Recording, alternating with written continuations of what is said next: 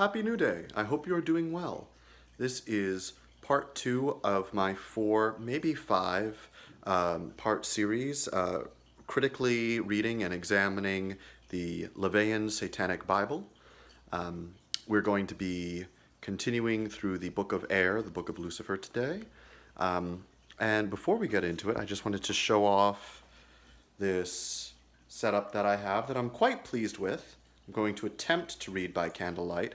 However, this was a gift. Very fond of her. However, I am not able to film all of this while also maintaining decent audio for technical reasons. So, there you have it.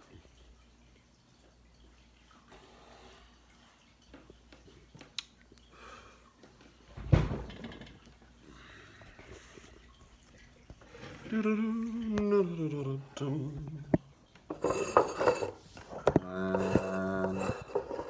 are you gonna stay put?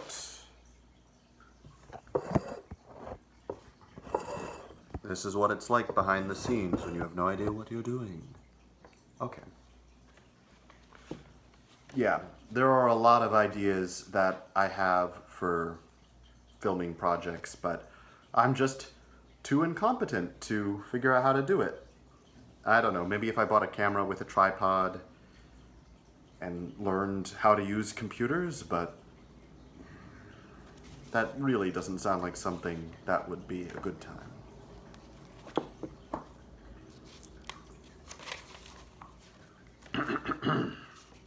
Page 46. Some evidence of a new satanic age. The 7 deadly sins. Off to a great start. The 7 deadly sins of the Christian church are greed, pride, envy, anger, gluttony, lust, and sloth. Satanism advocates for indulging in each of those sins, as they all lead to a physical, mental, or emotional gratification. A Satanist knows there's nothing wrong with being greedy, as it only means that he wants more than he already has. Envy means to look with favor upon the possessions of others, and to be desirous of obtaining similar things for oneself. Envy and greed are the motivating forces of ambition, and without ambition, very little of any importance would be accomplished. Gluttony is simply eating more than you need to keep yourself alive. When you've overeaten to the point of obesity, another sin, pride, will motivate you to regain an appearance that will renew your self-respect. Anyone who buys an article of clothing for a purpose other than covering his body and protecting it from the elements is guilty of pride. Satanists often encounter scoffers who maintain that labels are not necessary. It must be pointed out to these destroyers of labels that one or many articles they themselves are wearing are not necessary to keep them warm. There is not a person on this earth who is completely devoid of ornamentation. The Satanist points out that any ornamentation of the scoffer's body shows that he, too, is guilty of pride. Regardless of how verbose the cynic may be in his intellectual description of how free he is still wearing the elements of pride. Being reluctant to get up in the morning is to be guilty of sloth, and if you lie in bed long enough, you may find yourself committing yet another sin, lust. To have the faintest stirring of sexual desire is to be guilty of lust. In order to ensure the propagation of humanity, nature made lust the second most powerful instinct, the first being self-preservation. Realizing this, the Christian church made fornication the original sin. In this way, they made sure no one would escape sin. Your very state of being is a result of sin, the original sin. No. The original sin was to seek knowledge via taking in the apple. That could be seen more as a sin of pride and separation from God. At least that's going by the Catholic Catechism. I have a very long Catholic education, and because of that, I was atheist for many years. Another thing I'd like to throw in here,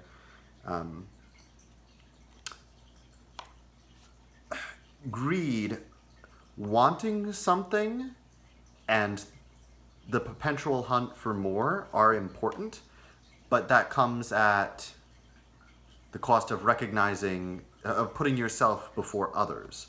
And same thing for pride. There's nothing wrong with having pride in yourself, or ornamentation. I obviously love ornamentation, but it's gilded. It's not copper or gold. I just had fun. Anyway, it's just putting that above others. Envy here is really the only thing. Wanting what another person has, or there's a big difference between that and condemning someone for having more than you, or seeking to bring someone down to what you have because they have something that you want. I mean, unless they're explicitly preventing you from having it as well. The one thing here that I more or less agree with him on is that being lusty in and of itself is not a sin. It's about objectifying another person against their will, without recognizing that you're doing it, that kind of thing, or allowing your lust to overcome your better judgment. The majority of men, like the majority of cis sexual men, we're whores. It's just the nature of being a man. And I will admit that that applies to myself as well. But there's a difference between being a whore that knows you're a whore and keeps that under control, and being a whore that is not going to take responsibility for themselves. It's a give and take kind of thing here.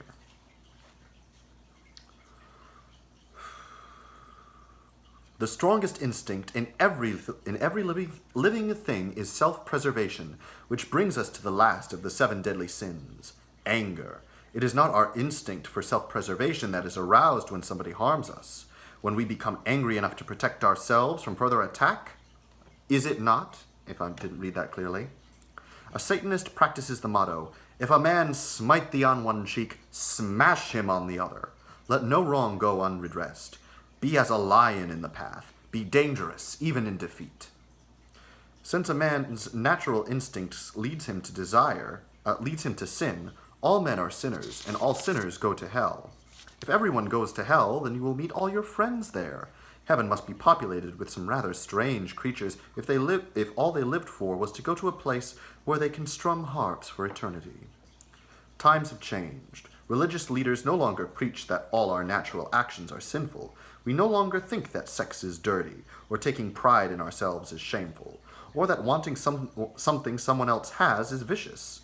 Of course not. Times have changed. If you want proof of this, look at how liberal the churches have become. Why, they're practicing all the things that you preach. Satanists hear these and similar statements all the time, and they agree wholeheartedly. But if the world has changed so much, why continue to grasp at the threads of a dying faith? If so many religions are denying their own scriptures because they are out of date and are preaching the philosophies of Satanism, why not call it by its rightful name, Satanism? Certainly it would be far less hypocritical. In recent years, there has been an attempt to humanize the spiritual concept of Christianity. This has manifested itself in the most obvious non-spiritual means. Masses, which had been said in Latin, are now said in native languages, which only succeeds in making the nonsense easier to understand, and at the same time robs the ceremony of the esoteric nature which is consistent with the tenets of the dogma. It is much simpler to obtain an emotional reaction using words and phrases that cannot be understood than it is with statements which even the simplest mind will question when hearing them in an understandable language. And that's a big thing.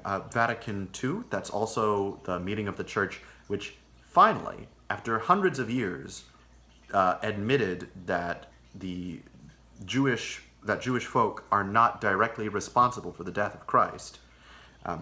It's a fun fact that Nazi Germany was explicitly Catholic, and they wanted to create a Catholic empire. But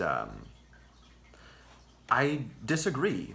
If that leads people to question their faith and the meaning of what they're saying, if you're just throwing yourself into a mystery without trying to understand it, then I feel like that's a mindset of weakness, which I would have thought that Mr. LaVeyan would reject.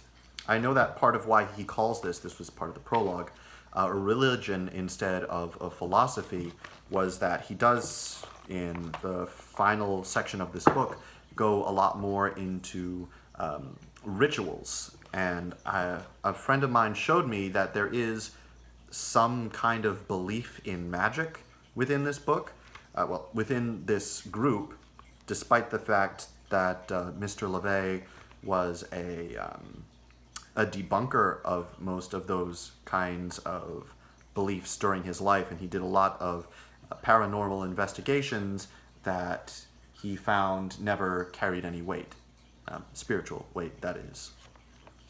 Even earlier in this book, I believe it was during the Infernal Diatribe, they said that the mind and all the rest is just a matter of the flesh, a matter of the material. I mean, if you saw the last video, you know that I do believe in a spiritual element, but I don't think that the spiritual element is divorced from the physical element. It's all a part of the same reality. Just because you don't have an atom to your name doesn't make you less of a part of reality. Or more so if you do. There's no atoms in light, but we deeply require such things. All right.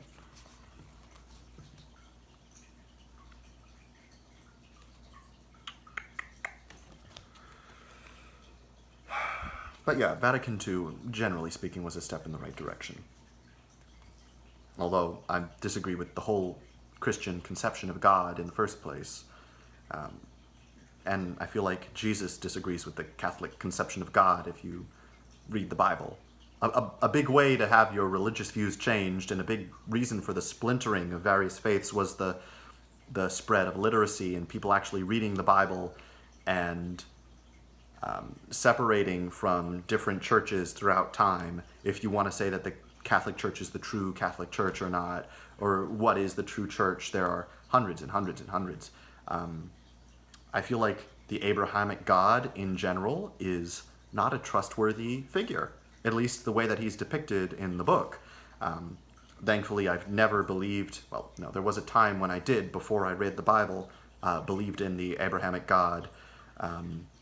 But if I did still believe in the Abrahamic God, then I would deeply dislike them and absolutely prefer to go to hell.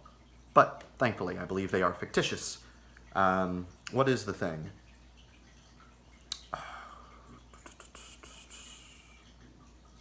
Oh yeah, fun thing.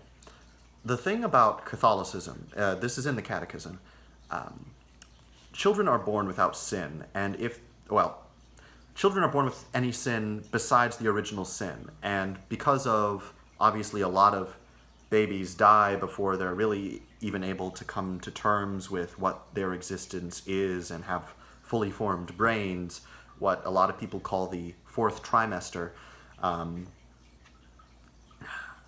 The church came out and said that such innocent creatures, babies, when their lives are taken, they are absolutely given entrance into heaven. And so, if someone really loved humanity and really loved God and really lived their life for God and humanity without caring for their own well-being, then the right thing to do, absolutely, would be to slaughter as many babies as possible. They're allowing all of those babies to go meet with God again. This is something that God has allowed for in free will, and you're 100% getting all of the babies that you slaughter into heaven. That's why I am pro-life, anti-abortion, whatever you want to call it, because it has nothing to do with anything religious. But I guess besides the point here,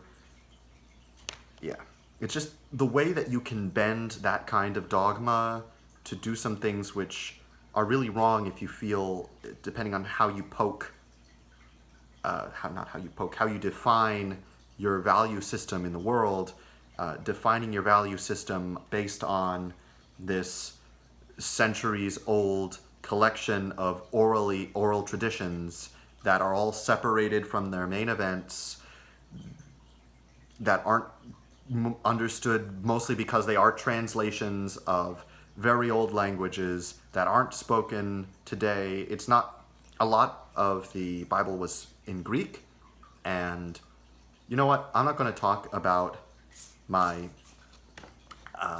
anti-Christian, anti-religious, anti-Abrahamism kind of shtick right now, because there are plenty of people who are more well-informed that I've listened to than myself and would be happy to help you escape the church, or whatever church you're part of. I was a Buddhist I was somebody who read a lot of Buddhist philosophy and practice for several years, but I never went to temple, so it's really not fair to call me a Buddhist. And I've heard some interesting tales that came out of that as well. I feel like it's just best for me to stay away from religion and do my own thing. Let's see. If priests and ministers were to have used the devices to fill their churches 100 years ago that they use today, they would have been charged with heresy, called devils, oft times persecuted, but certainly excommunicated without hesitation. The religionists wail, "We must keep up with the times," forgetting that, due to limiting factors and deeply ingrained laws of white light religions, there can never be sufficient change to meet the needs of man. Past religions have always represented the spiritual nature of man, with little or no concern for his carnal or mundane needs. They have considered this life but transitory, and the flesh merely a shell, physical pleasure trivial, and a pain worthwhile preparation for the kingdom of God. How well the utter hypocrisy comes forth when the righteous make a change in their religion to keep up with man's natural change. The only way that Christianity can ever completely serve the needs of man is to become as Satanism is now. It has become necessary for a new religion, based on man's natural instincts, to come forth. They have named it. It is called Satanism. It is that power condemned that has caused the religious controversy over birth control measures, a disgruntled admission of that sexual activity, for fun, is here to stay.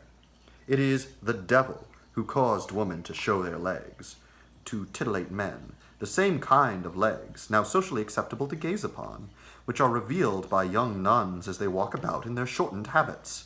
What a delightful step in the right, or left, direction! Is it possible that we will soon see topless nuns sensually showing their bodies about to the Missa Solemnis Rock? Satan smiles and says that he would like that fine. Many nuns are pretty girls with nice legs. Completely discounting the fact that maybe you want to show your legs because it's more comfortable or you live somewhere hot.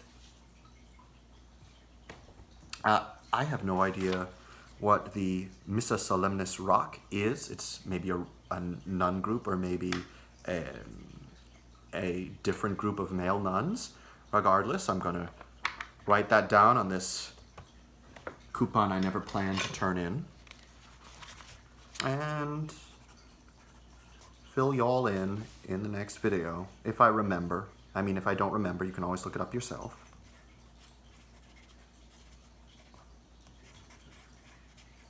There we go. And just because you want to look sexy doesn't mean you want to be sexualized. Sometimes you just want to feel sexy, you know? And as for the whole topless leg showing thing, that's also just another cultural barrier. There are various cultures throughout the world where breasts are not sexualized or legs are not sexualized. Really anything can or could be sexualized, and there are a lot of things that shouldn't be, but the sexual part of the mind, it is more of a way of looking at the world. Like even candle wax, it can be seen as sexy. Pain can be seen as sexy. It's more of an experience. Really good romantic sexual activity, of course, requires at least one other person, although, no, you can have a fun sexual experience by yourself, really treat yourself, really show love and indulge in a sexual feeling toward yourself, although personally I think it's more fun with two, it all comes down to the sexual mindset. And I feel like saying that being topless is more sexual than being not is kind of closed-minded. Anyway, many churches with some of the largest congregations have the most hand-clapping, sensual music, also satanically inspired. After all, the devil has always had the best tunes. Fun fact, the sons of Cain, you know, the first murderer according to the Bible, the Canaanites, of course, coming from Cain, the three sons that he had, and I forget the three sons of Cain, and no, I'm not getting them confused with the three sons of Noah, they were all artists and musicians and all the rest, and they invented those things according to the Bible, because Cain's punishment was to wander the earth, always searching, which this text relates to greed. I really didn't think I would talk this much for the second video. Anyway, which this book relates to greed, is also a reflection of what music is. It's this aimless wandering, this searching for a place to never really have a home. That music and art is in the journey and in the person moving through it. Like the age-old question, what is and is not art? It comes down to if a person made it or captured it, and it's the interpretation. It's the same thing as, is something sexual?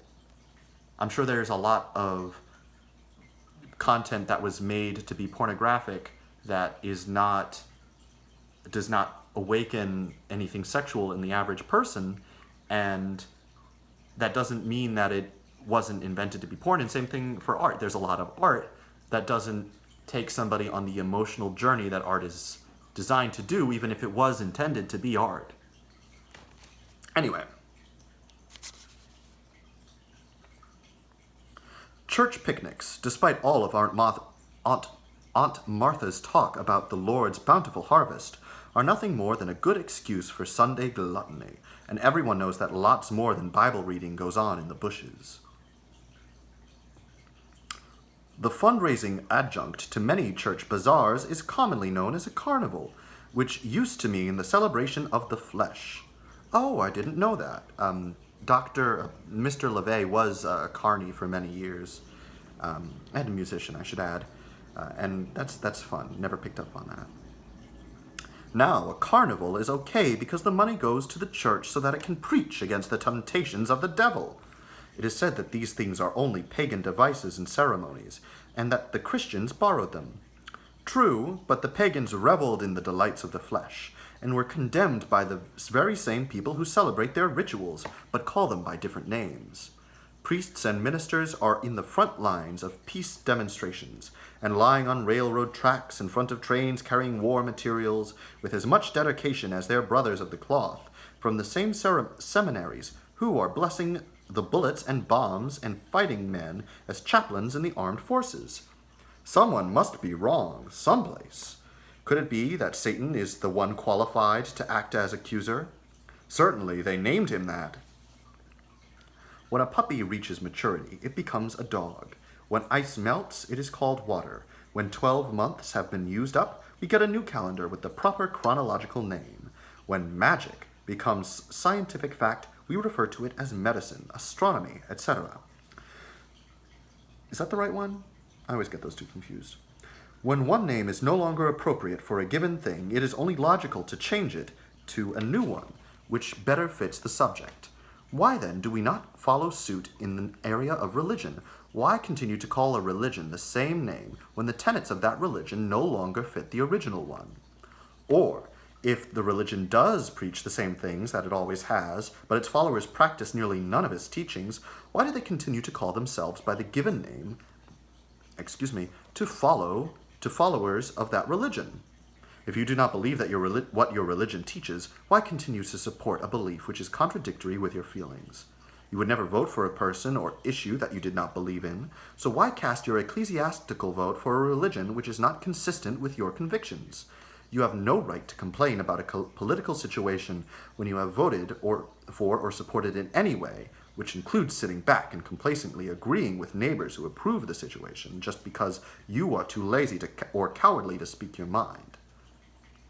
So it is with religious balloting.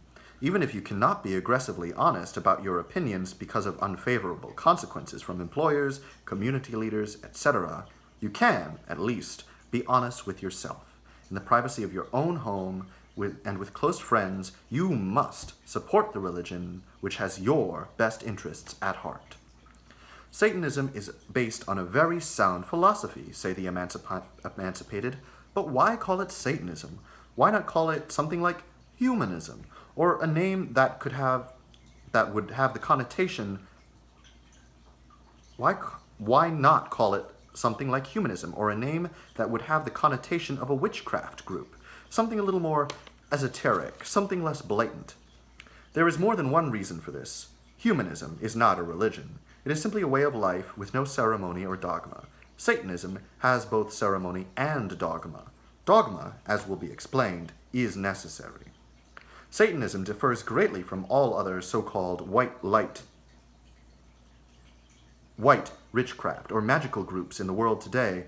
These self-righteous and supercilious religions protest that their members use the power of magic only for altruistic purposes.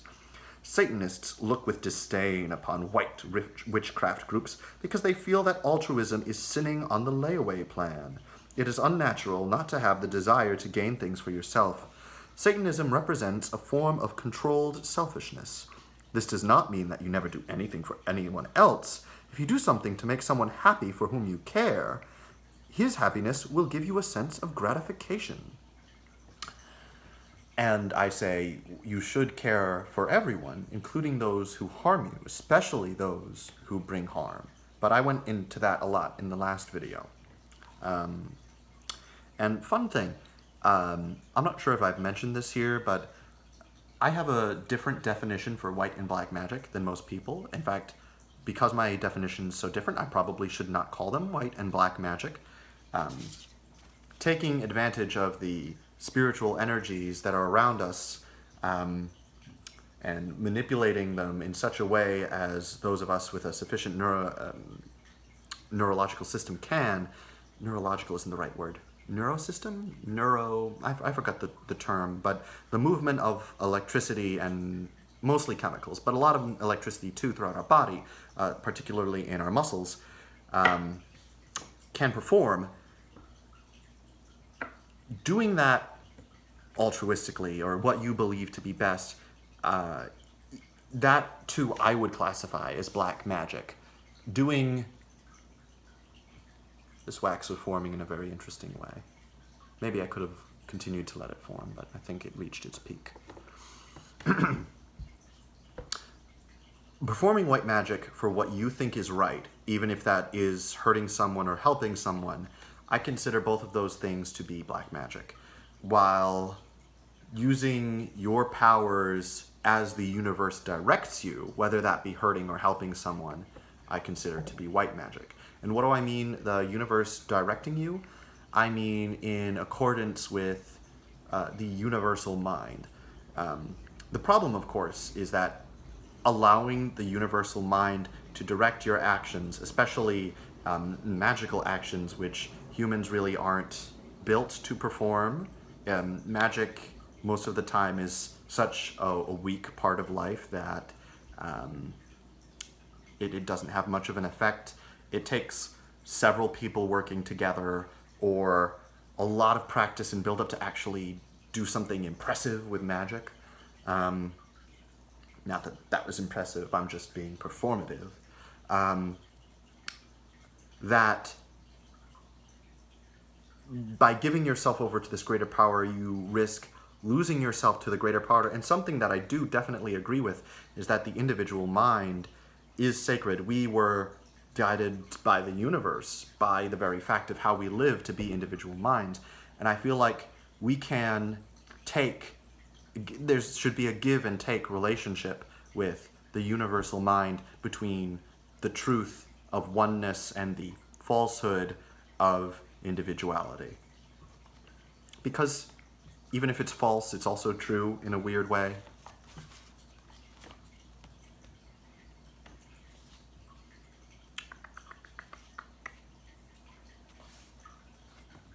Satanism advocates practicing a modified form of the Golden Rule.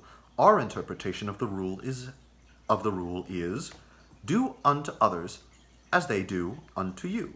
Because if you do unto others as you would have them do unto you, and they, in return, treat you badly, it goes against human nature to continue to treat them with consideration.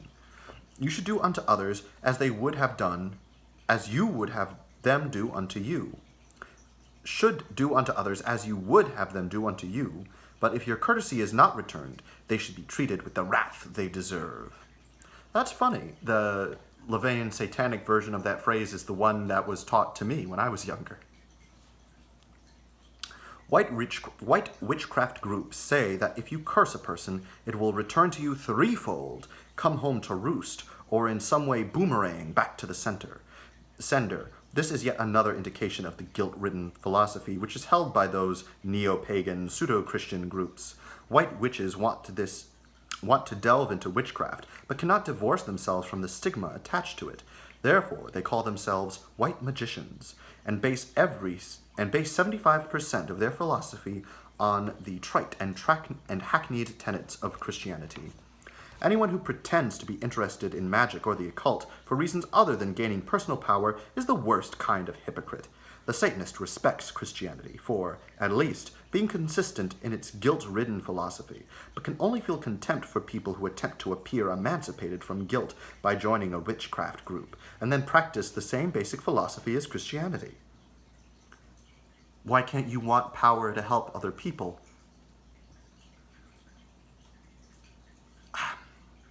I wish that I could have a talk with Mr. LaVeyan. Well, no, I take that back. He's a real intellectual. My friend that I know who lent me this book in the first place, he'll do just fine, or perhaps a more active member of the LaVeyan Satanist Church. Maybe they have a radio show and I can call in. But I feel like they might be tired at this point of people calling to say, hey, I have some questions about your beliefs. I mean, they're going to just tell them to go to the book, and if they don't like what's there, then I presume. But who knows? Maybe they'll be open to dialogue.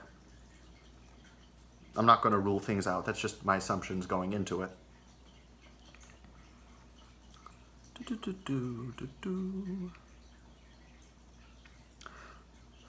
White magic is supposedly utilized only for good or unselfish purposes, and black magic, we are told, is used only for selfish or evil reasons. Satanism draws no such dividing line. Magic is magic. It can be used to help or to hinder. The Satanist, being the magician, should have the ability to decide what is just, and then apply the powers of magic to attain his goals. During white magical ceremonies, the practitioners stand within a pentagram to protect themselves from the evil forces which they call upon for help. To the Satanist, it seems a bit two-faced to call on these forces for help, while at the same time protecting yourself from the very powers you have asked for assistance. The Satanist realizes that only by putting himself in league with these forces can he fully and unhypocritically utilize the powers of darkness to his best advantage. Not all spirits are dark. I mean, if you're utilizing spirits that don't really have a fully formed mind of their own, of which the vast majority are, then the principles of coming back to you are. That's the magic that when I was younger, participated in the most, and I do admit, I did curse someone, and it didn't go well for them. I'm not going to get into that later. The curse, or we may have been drawn together again. The skeptic in me wants to say probably because we live in Rhode Island and this is a state where everybody is in close proximity with each other. But a part of me also wants to say maybe just to demonstrate to me that acting out of anger like that, and I might have overdone it. I called on many spirits at that time. Like your average spirit, well, not your average spirit. Your average node on the spiritual grid is only like a cat. Let me see. oh, this one's a friendly one. Or at least they're reflecting over me. That's the thing about small spirits. They don't have a lot of personality of their own, and they're more so or less so influenced by your own energy. They're like jellyfish. They just flow where the water takes them. And by whipping them up, using your own spiritual body or your own aura as a lead, so to speak, and sending them away, like getting them attached on hurting somebody, that is sending negativity in the world in a way that could come back to you just because of the fact that it was your impetus that spawned it. It was based off of your aura. It changed so much.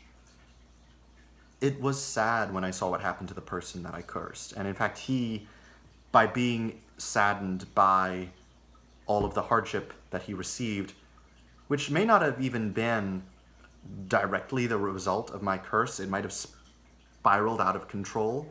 That's another thing about cursing someone over a distance. He was driving away at the time I cursed him, but I realize you probably don't give a damn about the way that this crazy person's particular views on magic work. So I'm going to proceed. Sorry.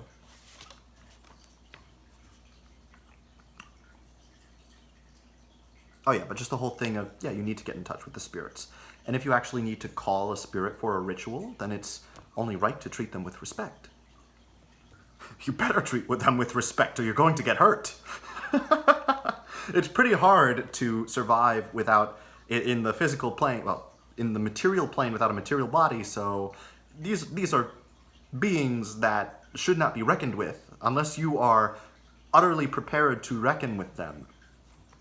Anyway. In a satanic magical ceremony, the participants do not join hands and dance, ring around the rosy in a circle, burn candles of various colors for various wishes, call out the names of Father, Son, and Holy Ghost, while supposedly practicing the black arts, pick a saint for their personal guide in obtaining help for their problems, dunk themselves in smelly oils, and hope the money comes in, meditate so that they can arrive at a great spiritual awakening, recite long incantations with the names of Jesus thrown in for good measure, between every few words, etc., etc., etc., ad nauseum, because this is not the way to practice satanic magic. If you cannot divorce yourself from hypocritical self-deceit, you will never be successful as a magician, much less as a Satanist. The satanic religion has not merely lifted the coin, it has flipped it completely over. Therefore, why should it support the very principles to which it has completely opposed by calling itself anything other than a name which is totally in keeping with the reversed doctrines which make up the satanic philosophy? Satanism is not a white light religion. It is a religion of the flesh, the mundane, the carnal, all of which are ruled by Satan, the personification of the left-hand path. Inevitably, the next question asked is, granted, you can't call it humanism because humanism is not a religion, but why even have a religion in the first place if all you want to do comes naturally anyway? Why not just do it? Modern man has come a long way. He has become disenchanted with the nonsensical dogmas of past religions. We are living in an enlightened age. Psychiatry has made great strides in enlightening man about his true personality. We are living in an era of intellectual awareness unlike any the world has ever seen. This is all very well and good, but there is one flaw in this new state of awareness. It is one thing to accept something intellectually, but to accept the same thing emotionally is an entirely different matter. The one need that psychiatry cannot fill is a man's inherent need for emotionalizing through dogma. Man needs ceremony and ritual, fantasy and enchantment. Psychiatry, despite all the good it has done, has robbed man of wonder and fantasy which is religion in the past, which religion in the past has provided. No. Life itself is wonderful and fantastic. Trying to obscure this wonderful, fantastic life that we have with this extra layer is disingenuous and disrespectful to life, in my opinion. And also, it's an open act of delusion, which is self-weakening. And I can't believe that a Satanist is advocating for the weakening of the self by self-delusion after already... I'm not going to get into it. I mean, I'm in the middle of a chapter here. He should explain himself.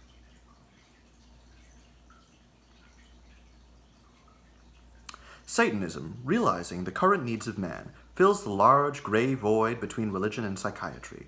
They say the Satanic philosophy combines the fundamentals of psychology and good, honest emotionalizing, or dogma. It provides man with his much-needed fantasy. There is nothing wrong with dogma, providing it is not based on ideas and actions which go completely against human nature.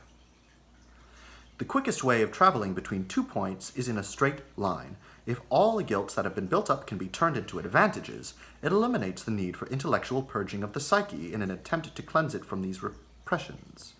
Satanism is the only religion known to man that accepts man as he is, and promotes the rationale of turning a bad thing into a good thing, rather than bending over backwards to eliminate the bad thing.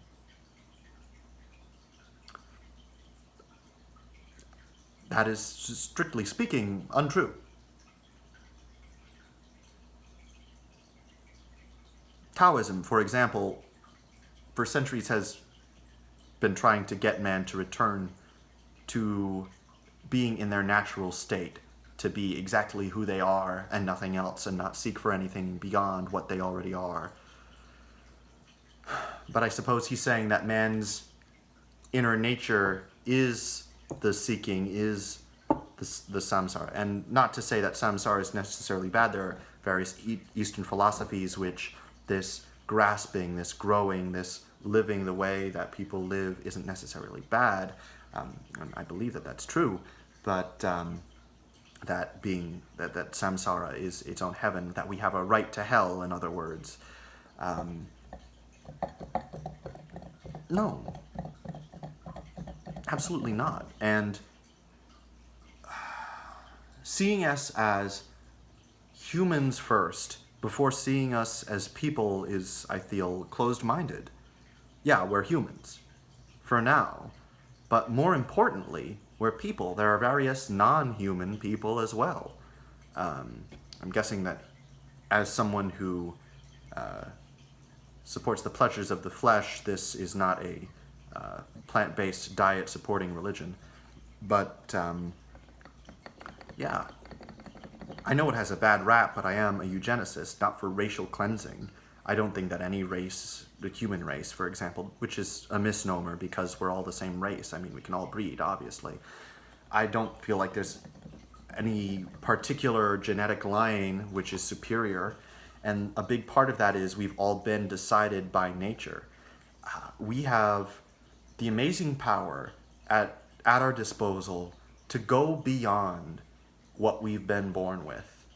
Not to say that those who are born with more ability than us are better, but if we want someone to take care of us, to take care of the earth, who might even be better suited to this environment than the system of evolution has thus far been able to produce, then eugenicism, transhumanism, that's the way forward. And part of that is accepting that there are flaws in our design, which, thank the powers that be, whether or not you take it as a deity, that we have the ability to recognize.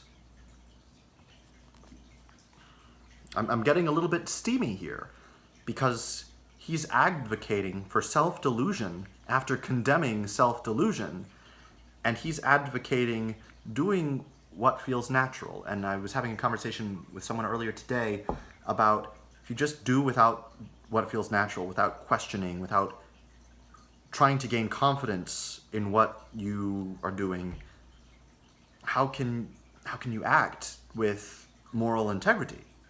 Although he says to try to reject moral integrity, and this is all, it's all getting to me, I gotta admit.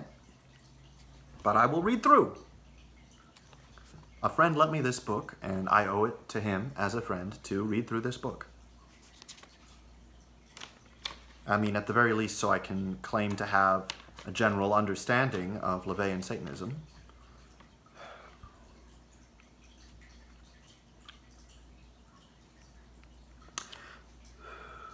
Therefore, after intellectually evaluating all of your problems through common sense and drawing on what psychiatry has taught us, if you still cannot emotionally release yourself from unwarranted guilt and put your theories into action, then you should learn to make your guilt work for you.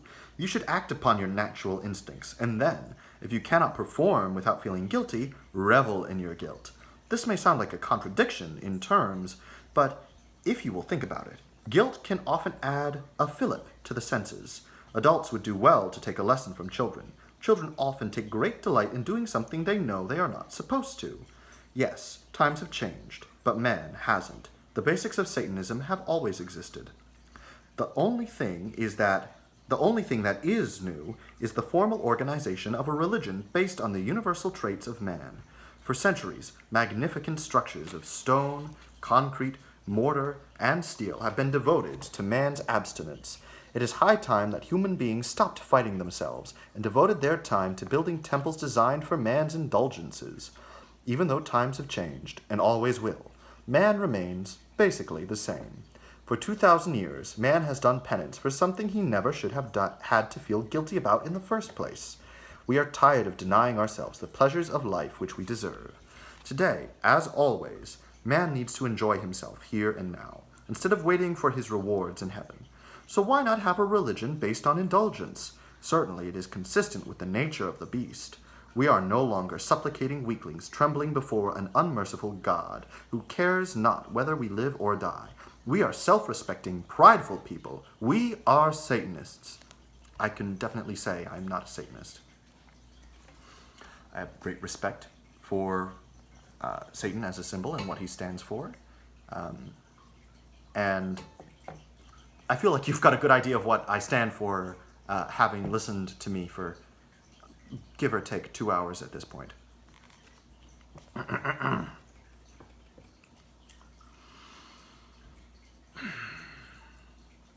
I don't know what...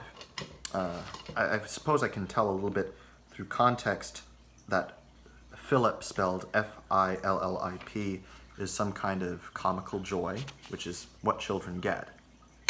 I guess you could call that reveling in your guilt, or just the comedy is born from pain, and sometimes that pain happens to be cognitive dissonance, but I'm going to look up that word at a later date as well, but I feel like I generally understand what he's saying.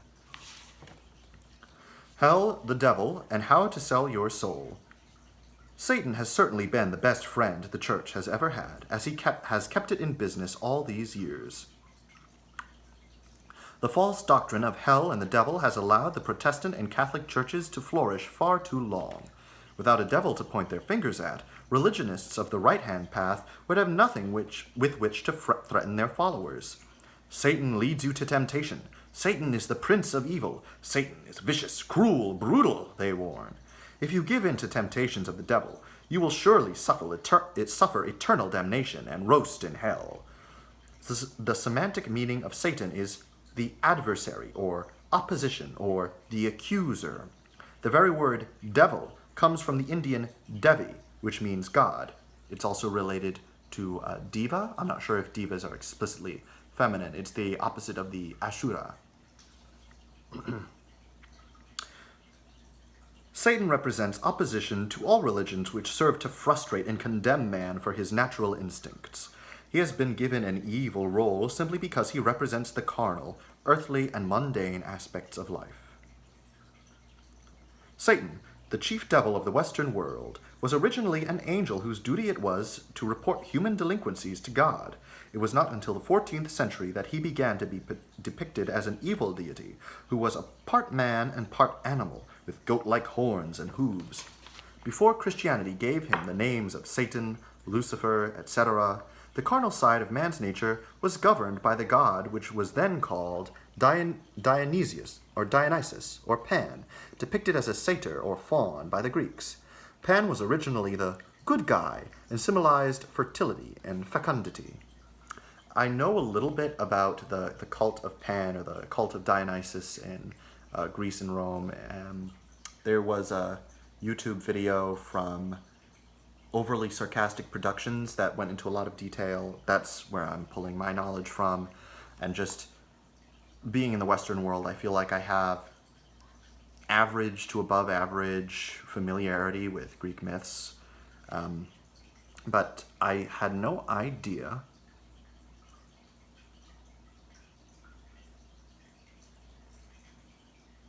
Oh no, never mind. I misread that in my head and reframed it in a wrong way. So never mind. Whenever a nation comes under a new form of government, the heroes of the past become the villains of the present. So it is with religion. The earliest Christians believed that the pagan deities were devils, and to employ them was to use black magic, miraculous heavenly events they termed white magic.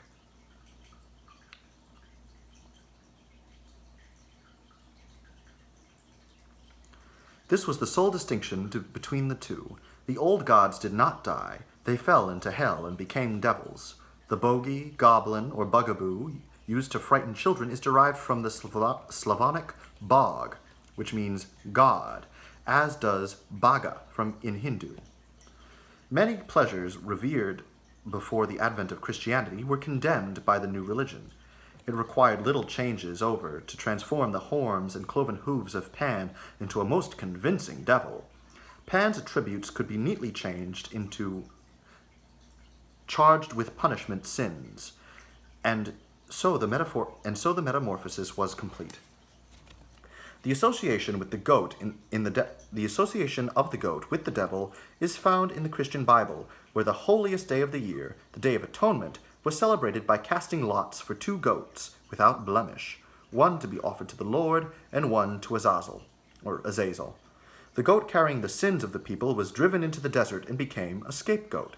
This is true. This is the origin of the goat, which is still used in large ceremonies today, as it was also used in Egypt, where once a year it was sacrificed to a god.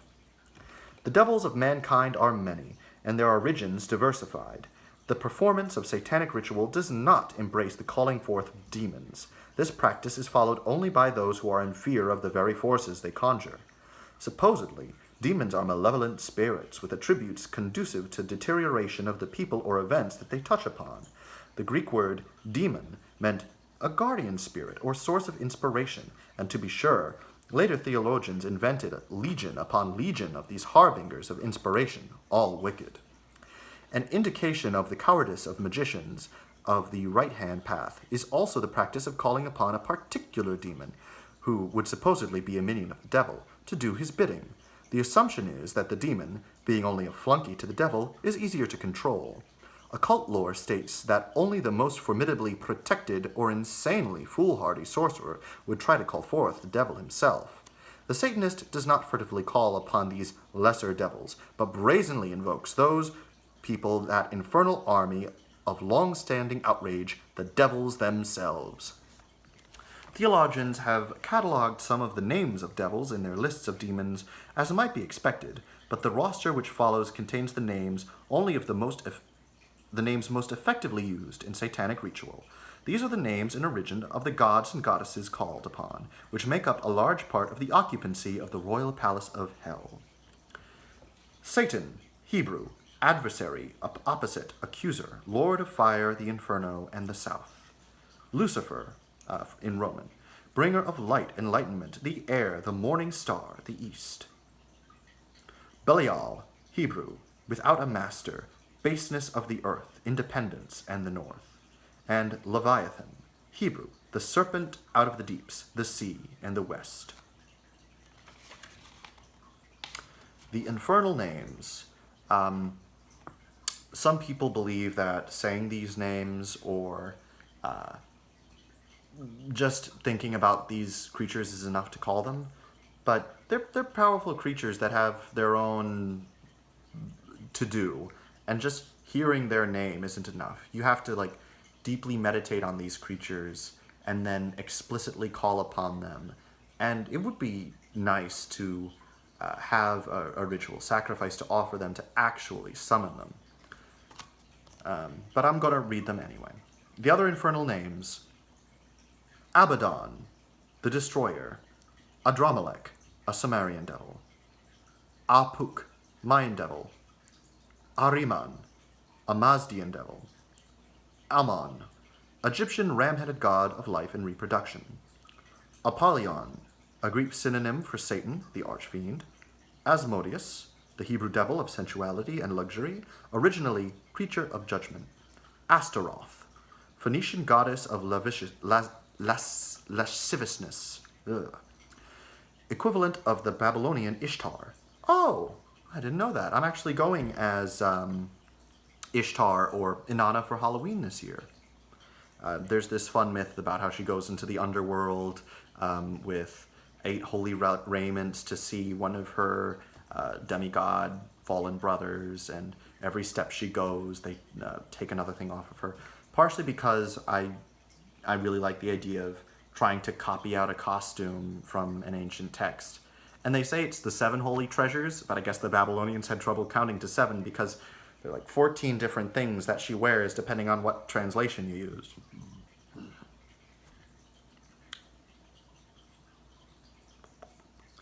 Azazel, or Azazel, not too sure on that one, taught man to make weapons of war and introduced cosmetics. Balberith, a Canaanite lord of covenant who was later made a devil. Balaam, Hebrew devil of avarice and greed. Baphomet, worshipped by the Templars as symbolic of Satan. That's the really, really famous one with, the pose, heaven and earth, duality. Really, Baphomet is more of a god of duality rather than symbolic of Satan. Bast, Egyptian goddess of pleasure represented by the cat. Beelzebub, lord of the flies, taken from the symbolism of the scarab. No, it's not Beelzebub, that's a different one. Behemoth, Hebrew personification of Satan in the form of an elephant. I don't believe that's true, but I'm not going to go there. I'm just going to read the words as they are on the page. Beherit, Syriac name for Satan. Finally, I was doing a lot of research into Beherit, or Behalit. This is the item that's used in Berserk, and it's also used in a video game. And I was trying to find out where it originated. And all I could find out for where it originated in my favorite video game, La Mulana, was that it came from Berserk.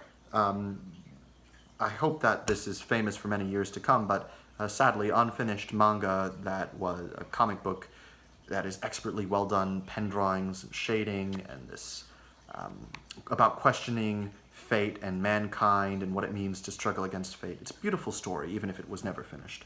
Highly recommended. All right, but I'm going to look into that. Syriac, the hell I'd like to learn more about that.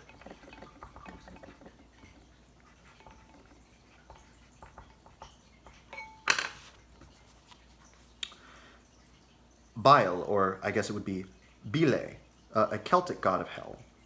Chemosh, national god of the Moabites, later a devil. Cimeres, rides a black horse and rules Africa. Coyote, American Indian devil. Oh, that's interesting. Dagon, a Philistine avenging devil of the sea. Damballa, a voodoo serpent god. Demogorgon, Greek name of the devil, it is said should not be known to mortals. Diabolus, Greek for flowing downwards. Dracula, a Romanian name for the devil. No, Dracula means of the dragon. Because Vlad Dracula of the Dragon Tepesh, the Dracula, his coat of arms was the dragon. He was Vladimir of the Dragon, Dracula.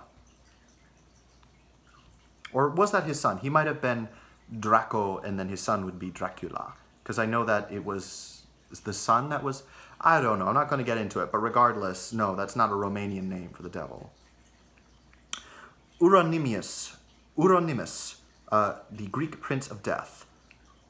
Emao, Japanese ruler of hell, and I'm just going to go out and say, you heard me mention manga earlier. I have been called a weeb in the past, but he's definitely referring to, O is just a name for king.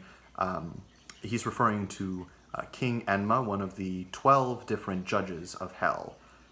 And it's the conception of Buddhist hell, particularly Zen Buddhist hell, is very different from the Western Buddhist hell. Fenris, son of Loki. That's really how they translated that? I guess this is an old book that I shouldn't blame them. Fenris, son of Loki, depicted as a wolf, the one that bites off the arm of that other guy. Gorgo, Dim something or other, of Demogorgon, Greek name of the devil. Haborim, Hebrew synonym for Satan. Hecate, or Hecat, Greek goddess of the underworld and witchcraft. Ishtar, Babylonian goddess of fertility, and a lot of other things. Ishtar, Inanna, and apparently Astaroth, although I've read enough here to be very dubious about what he's saying. Was a lot more than fertility. In fact, for many years, like he said, gods replace each other and over again. Like the reason that the Christian Abrahamic God is often depicted as an old man is because he's filling in for Zeus, who is also an old man who lived in the sky. And Ishtar was filling in for Anu. There's a lot of...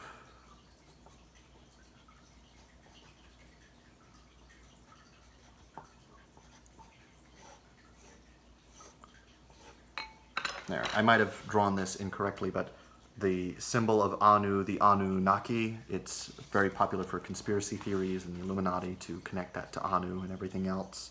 Looks a lot like aliens, ancient aliens, all that.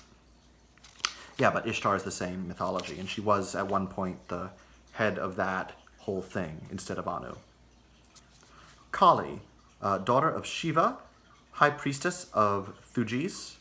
Lilith, also Lilitu, a Hebrew female devil, Adam's first wife, who taught him the ropes, who's also very closely connected to Ishtar and Inanna and Astaroth.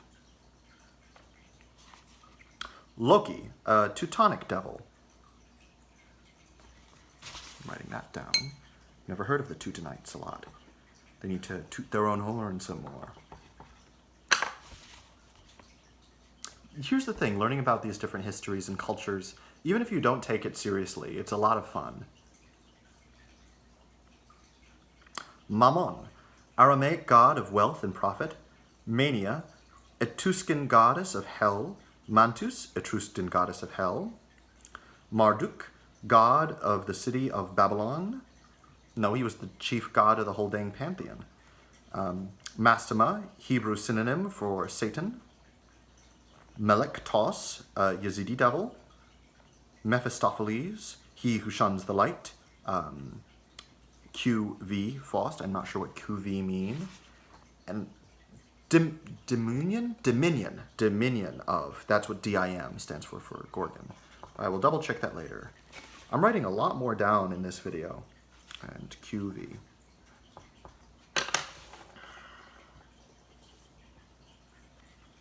I'm going to actually specifically read more about Mephistopheles, just because I'm rather fond of the dark, as you can tell.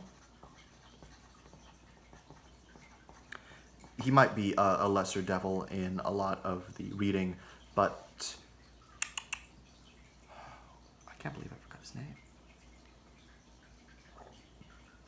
Oh well, but my favorite devil, he's the Lord of Balance, well, one of the Lords of Balance. There are many, but he also has claim over chemistry and organization and scientific pursuit, and he looks like a peacock in certain incarnations, and he's my favorite one. I'll remember his name eventually, Mephistopheles. I mean, everybody's heard of Mephistopheles. That's just such a fun name to say. I'm glad that it survived. Metzli, Aztec goddess of the night. Mictien, or Mictian, goddess of death. Oh, Midgard, son of Loki, depicted as a serpent. Midgard is the realm, and it's true, the Midgard serpent, also known as Jormungand, was the son of Loki, along with the wolf. Loki had really weird kids, it's right to call him a devil. Well, very unhuman. There's a lot of animal-human transformations that happens in Norse mythology. It's interesting.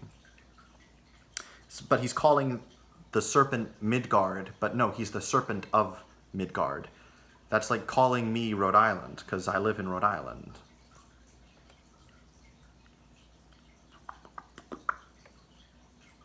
Where was I?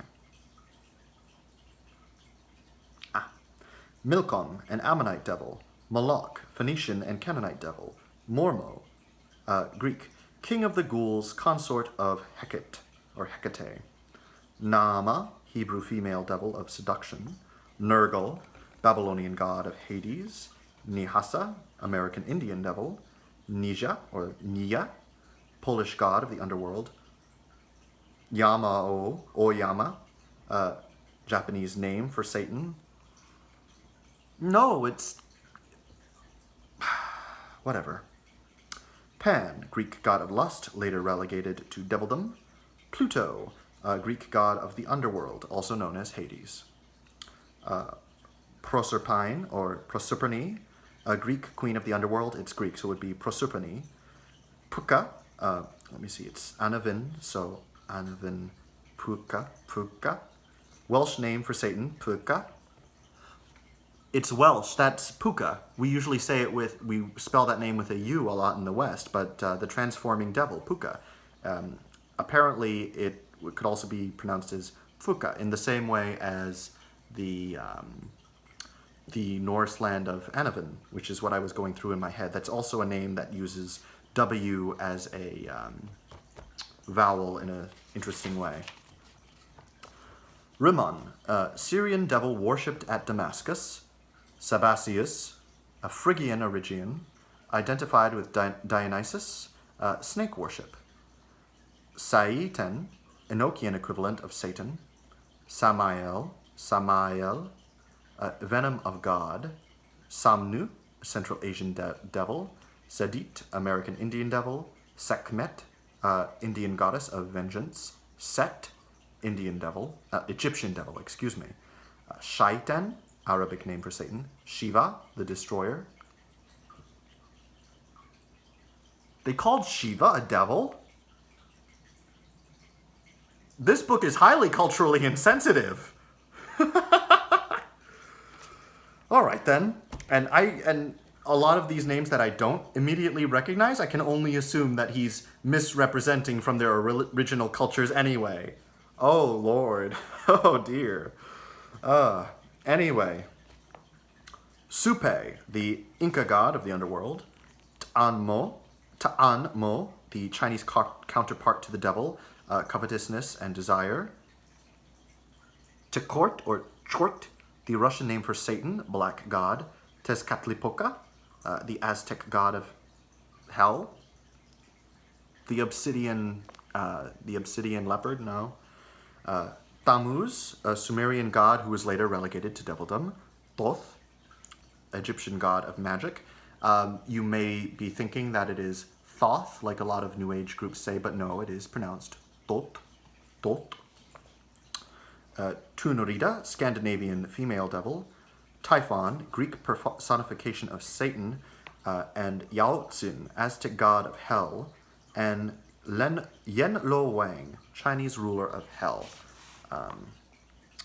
If there's a one god that's really interesting to look into, it's Typhon. They were like in the Greek and early Roman myths about one generation of gods overtaking the next and this progression, and man's just kind of caught up in these greater forces. Typhon was supposed to be the one to replace the Olympians, who in turn replaced the Titans. But Zeus forestalled the coming of the age of Typhon and Typhon's monsters, and there's kind of like a Dark Souls-y things there that he's clinging to his power, and then the apocalyptic aspect of that is that someday Typhon, who is nestled inside Hephaestus' forge somewhere in the Grecian islands, will one day break free and bring forth the new age of monsters. Kind of like a Lovecraft thing. Only more symbolic of... No, it's really symbolic of the exact same things. It's the ancient Lovecraft myth. Well, not Lovecraft myth, specifically the one that he's most famous for, Cthulhu. It's the original Cthulhu myth. And if you take issue with my pronunciation of Cthulhu, he was explicitly trying to make that word impossible for humans to pronounce. Therefore, any way you say it is right. So he's Cthulhu, for all anyone says. I wanted to write down the one that had to do with snakes, just because I love snakes. They're beautiful creatures.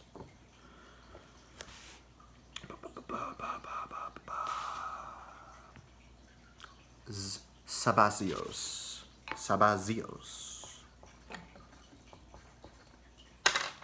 Getting a nice full list there.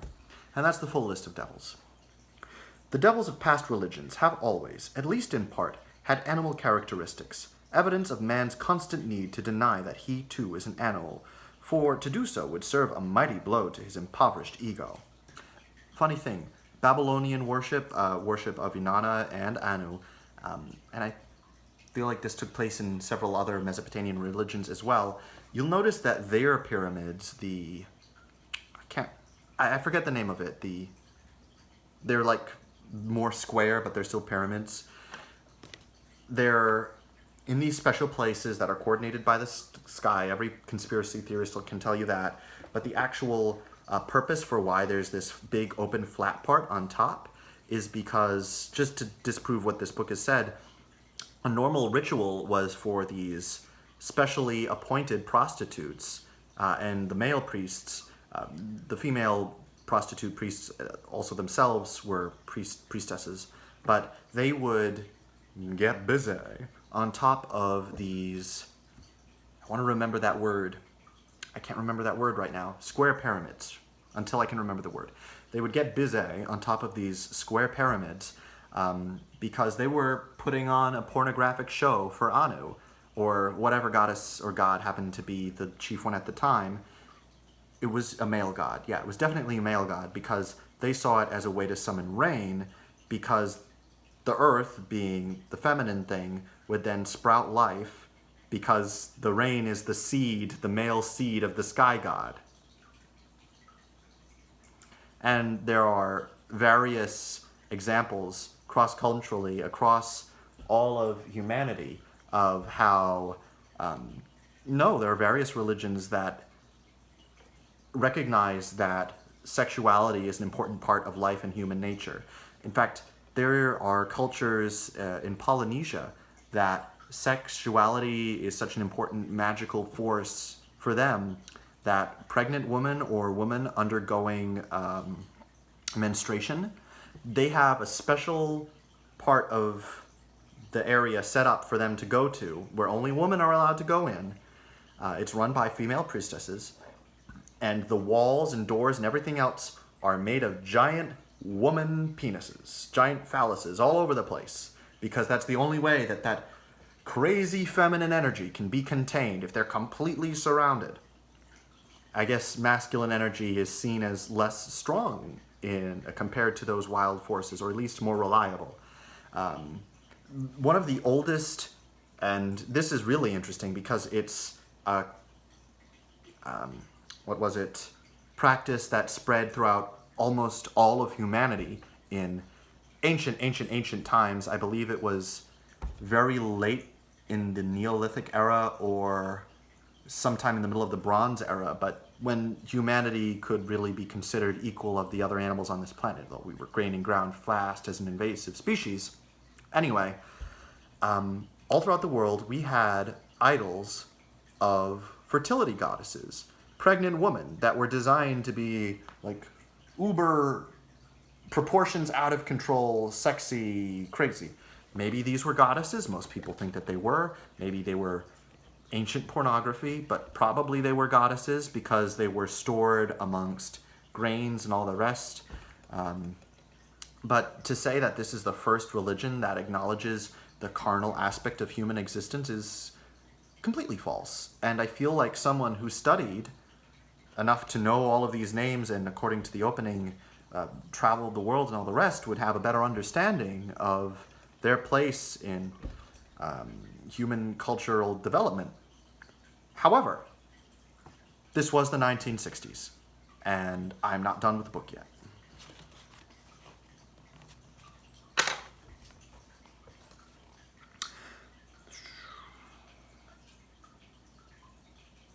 The pig was despised by the Jews and the Egyptians. It symbolized the gods Frey, Osiris, Adonis, Persephone, Attis, and Demeter, and was sacrificed to Osiris and the moon.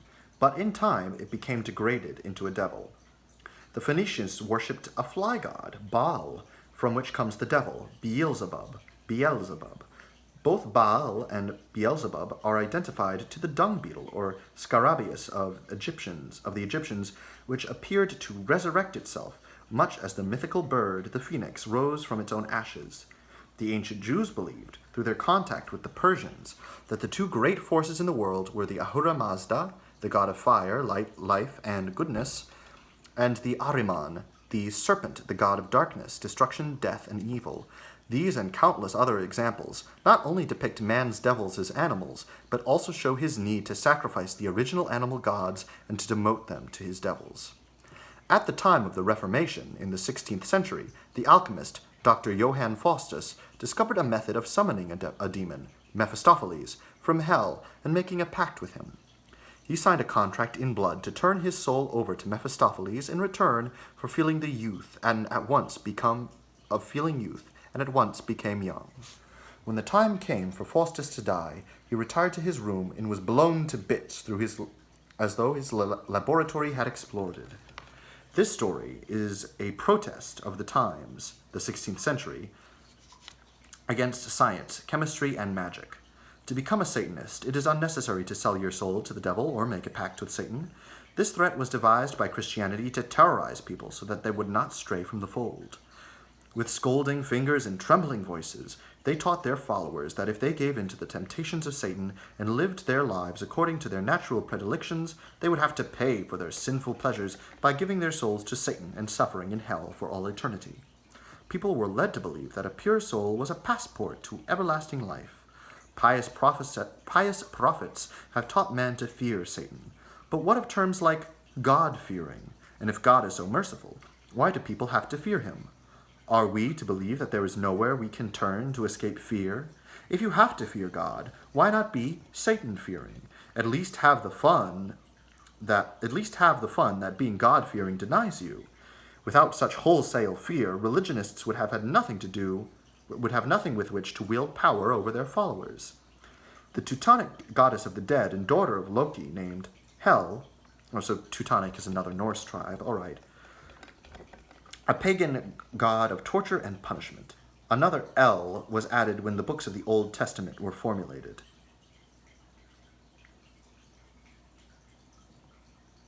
Okay, so apparently the Teutonites were not Norse because they existed in Mesopotamia, where the ancient Israelite tribes were? I'm going to look that up later, I guess. I know that Hel was also worshipped in the north, and she had her own dominion for the ungraced dead. Like, everybody knows about Asgard, but that's not like that's the only realm of the afterlife, or the only realm where dead souls could possibly go after death. The average person is going to be in the realm ruled by Hel. I believe it's just called Helheim. There's really not much to it. It's very boring hell. Not a freezing cold, but just normal death. If you're with Hel, you've got normal death. It's not really a bad thing. And when the books of the Old Testament were formulated, Els did not exist yet.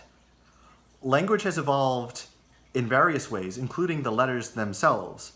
Like, the simplest example is W used to just be two U's and used to make a completely different sound. If you'll notice, omega, which makes the sound, I believe, was at the end of the alphabet where zeta used to be. And sigma looks like an E more than it does an S, and sigma does make a S sound. But I have heavy doubt of what he's saying here. They used to... Alright, anyway. The prophets who wrote the Bible did not know the word hell. They used Hebrew Sheol, as did Greek Hades, which meant the grave. Also the Greek Tartaros, which was the abode of fallen angels, the underworld, inside the earth, and Gehenna, which was a valley near Jerusalem where Moloch reigned and garbage was dumped and burned. It is from this that the Christian church has evolved the idea of fire and brimstone and hell. Oh, I didn't know that. The Protestant hell and Catholic hell are places of eternal punishment.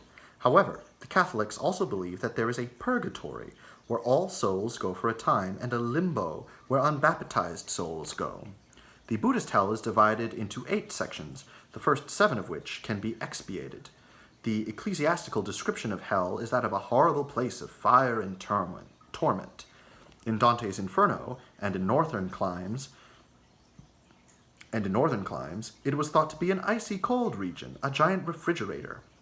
Even with all their threats of eternal damnation and soul roasting, Christian missionaries have run across some who are not so quick to swallow their drivel. Pleasure and pain, like beauty, are in the eye of the beholder. So, when missionaries ventured into Alaska and warned Eskimos of the horrors of hell and the blazing lake of fire awaiting transgressors, they eagerly asked, "How do we get there?" I don't know if that's true, but that's a funny story nonetheless. Most Satanists do not accept Satan as an anthropomorphic being with cloven hooves, a barbed tail, and horns. He merely represents a force of nature, the powers of darkness, which have been named just that, because no religion has taken these forces out of the darkness, nor has science been able to apply technical terminology to this force. It is an untapped reservoir that few can make use of because they lack the ability to use a tool without having to first break down and label all the parts which make it run. It is this incessant need to analyze which prohibits most people from taking advantage of this many-faceted key to the unknown, which the Satanist chooses to call Satan. Satan, as a god, demigod, personal savior, or whatever you wish to call him, was invented by the formulators of every religion on the face of the earth for only one purpose, to preside over man's so-called wicked activities and situations here on earth. Consequently, anything resulting in physical or mental gratification was defined as evil, thus assuring a lifetime of unwarranted guilt for everyone. So, if evil they have named us, evil we are, and so what? The Satanic age is upon us. Why not take advantage of it and live? And he makes note that live is evil reversed. Next chapter, love and hate. Satanism represents kindness to those who deserve it instead of love wasted on ingrates. You cannot love everyone. It is ridiculous to think you can. If you love everyone and everything, you lose your natural powers of selection and wind up being a pretty poor judge of character and quality. If anything is used too freely, it loses its true meaning. Therefore, the Satanist believes that you should love strongly and completely those who deserve your love, but never turn the other cheek to your enemy. Love is one of the most intense emotions felt by man. Another is hate. Forcing yourself to feel indiscriminate love is very unnatural.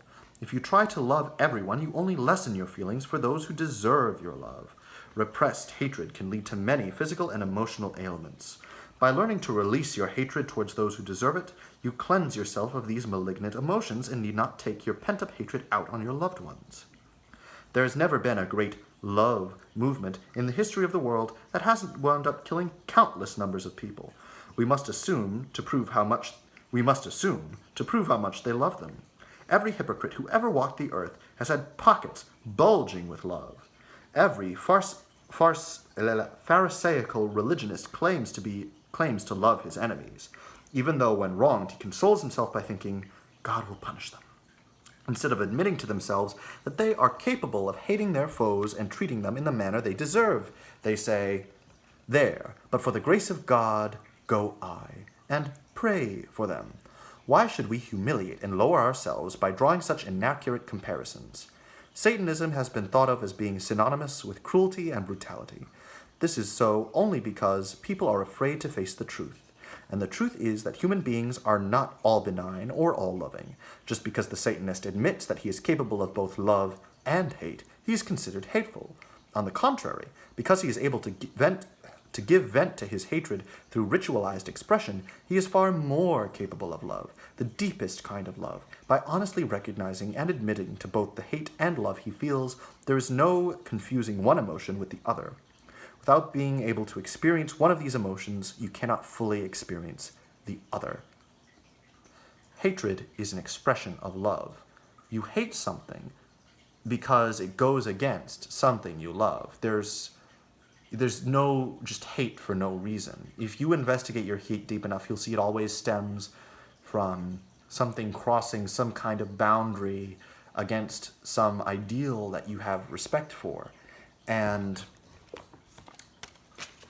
if you just destroy what you hate without recognizing that the thing that you hate is an attack against something you love, and that if what you hate is a person or a thing, that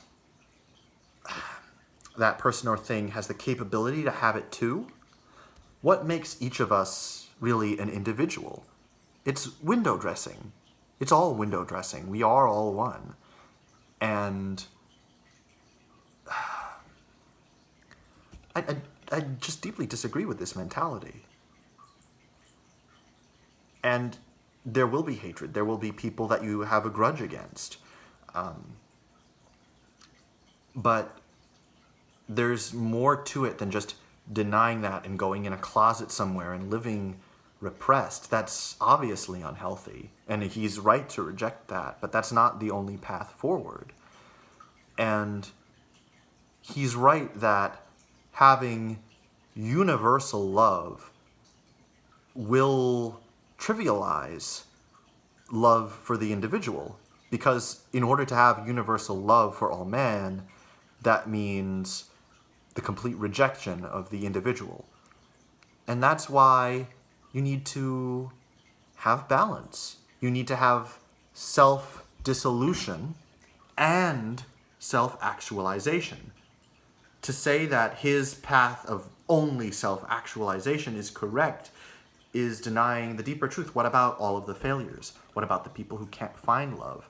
Because like he says himself, to move forward in Satanism is to always want more greed, more this, more that, and it will never lead to true fulfillment. However, if you go the fulfillment route, then you're denying yourself as a human, you're denying this life and your dimension, your name that you were born in. And if you go through with that, then you lose out for the deeper connections, like he says, the deeper loves that you can have with just those around you. And that's why, like he said, the difference between feeling something emotionally and feeling something intellectually, it's good to have this balance, this back and forth, this kind of argument, this inner contradiction, maybe even on a momentary, as hard as you can, to have self-dissolution for love and self-actualization for love. Love is not the goal.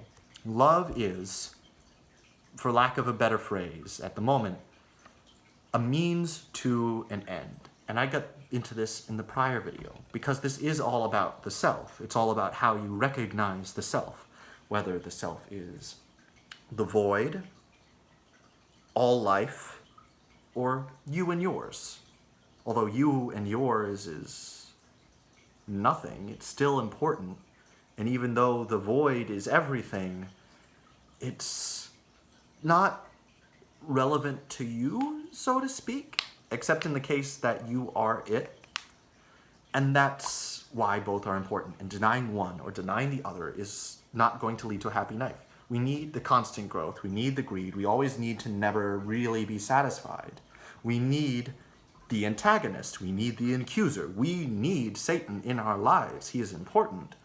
But we also need the wholeness. We also need the peace. We also need the recognizing of everyone's oneness. That is the God, for lack of a better term. Although calling God God in the first place is a very Western way to look at it. Calling them the way, calling them I like to call one body of God the meta-universal entity, the universal mind, the snake, the great river, the river of Dharma. There are many names for this experience, and the book I recommended to you before, I actually feel this like goes too far in the opposite direction from this book. I feel like this should be a package deal here, because that book I also reject, because it advocates for the complete dissolution of the self and complete dedication to God, to give up on who you are. And no, I was brought to this point as Donald Hoyt, and I will live and I will die as Donald Hoyt. Even if the ultimate truth of reality is that I've always been dead and will always live as the universe, just like you will, just like you live as me, just as much as you live as you. That's one end of reality, and we're at the other end, and we need to take both. It's a balance.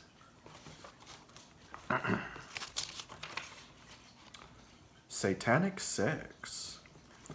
Much controversy has arisen over the satanic views on free love. It is often assumed that sexual activity is the most important factor of the satanic religion, and that willingness to participate in sex orgies is a prerequisite for becoming a Satanist. Nothing could be farther from the truth. In fact, opportunists who have no deeper interest in Satanism than merely the sexual aspects are emphatically discouraged. Satanism does advocate sexual freedom, but only in the true sense of that word. Free love in the satanic concept means exactly that. Freedom to either be faithful to one person or to indulge your sexual desires with as many others as you feel is necessary to satisfy your particular needs. Satanism does not encourage orgiastic activity or extramarital affairs for those whom they do not come naturally. For many, it would be very unnatural and detrimental to be unfaithful to their chosen mates. To others, it would be frustrating to be bound sexually to just one person. Each person must decide for himself or herself what form of sexual activity best suits his individual needs. Self-deceitfully forcing yourself to be adulterous or to have sex partners when not married, just for the sake of proving to others, or worse yet, to yourself, that you are emancipated from sexual guilt, is just as wrong, by satanic standards, as leaving any sexual need unfulfilled because of ingrained feelings of guilt. Many of those who are constantly preoccupied with demonstrating their emancipation from sexual guilt are, in reality,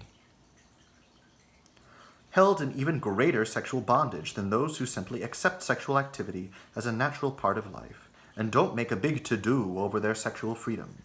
For example, it is an established fact that the nymphomaniac, every man's dream girl and heroine of all the lurid novels, is not sexually free, but is actually frigid and roams from man to man because she is too inhibited to ever feel complete sexual release. Another misconception is the idea that the ability to engage in group sexual activity is indicative of sexual freedom.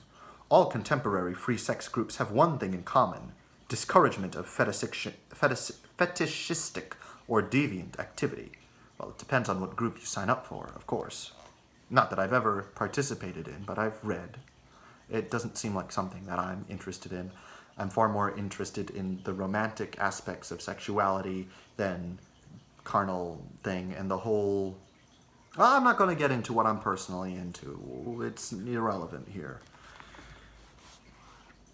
But yeah, anything can be sexual, and I hope that I hope you find satisfaction in that regard. I mean, unless you... No, even if you can only find satisfaction in the hurting of other people, I hope you find a way around that doesn't actually involve the hurting, or if you're able to overcome that somehow. It's a sad truth that some people are sick like that. And I'm not just talking about sadism here. It's actually a lot easier for a sadist to find their satisfaction than one might think. I'm talking about involving people in ways that are non-consensual. That's the thing about universal life. You have to realize that some people are sick and not to condemn them just because they're sick. Or as they say that they were born that way, well, as some of them say, that they were born that way and that they should be recognized, that it's part of their identity. Well, then part of your identity is a sickness. Speaking as someone who has, who is not, I forget the politically correct term, but I'm an Aspie. I've got Asperger's.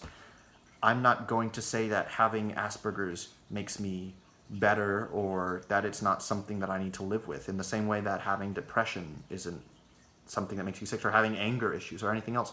Those are all sicknesses of the mind, whether they're genetic or not, and it doesn't make you, just because you have something quote unquote wrong with you does not make you bad. That's just something else that you have to tackle. And if you don't have the strength to tackle it, I hope you have someone in your life that can see past that in order to help to get you to live through this. That's what universal love is about. Recognizing that all of these traits on top are ephemeral and that we all beat with the same heart.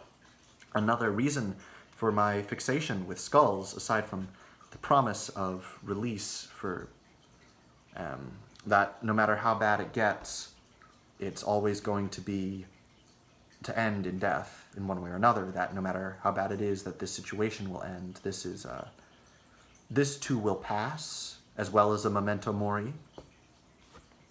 Although the YOLO movement or the Carpe Diem movement, which are distinct though related, all of that aside, something else about skulls is that we've all got the same bleached bones underneath. Well, I heard that there are some people whose bones are different colors, and of course, yeah, I'm not going to go that far. We all end up in the same place. That's another way to take it. Anyway.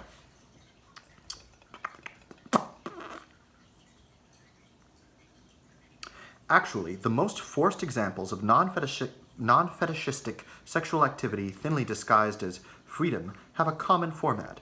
Each of the participants in an orgy removes all clothing, following the example set forth by one, and mechanically fornicate, also following the leader's example. None of the performers consider that their emancipated form of sex might be regarded as regimented and infantile by non-members who fail to equate the uniformity with freedom. The Satanist realizes that if he is to be a sexual connoisseur and truly free from sexual guilt, he cannot be stifled by the so-called sexual revolutionists any more than he can by the prudery of his guilt-ridden society. These free sex clubs miss the whole point of sexual freedom.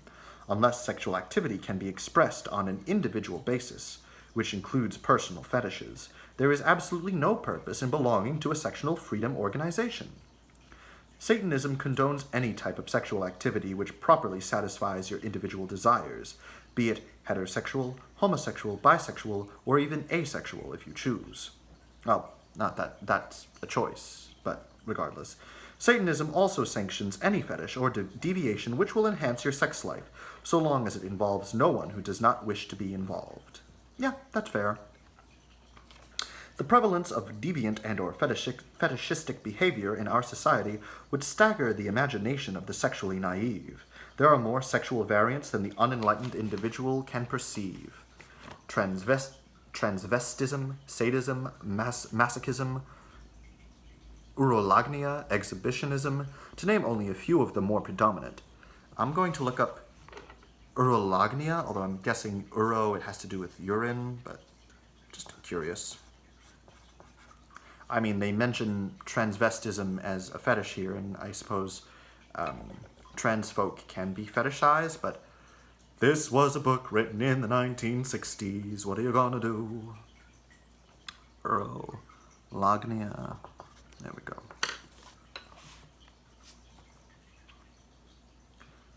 Everyone has some form of fetish, but because they are unaware of the preponderance of fetishistic activity in our society, they feel that they are depraved if they submit to their unnatural yearnings.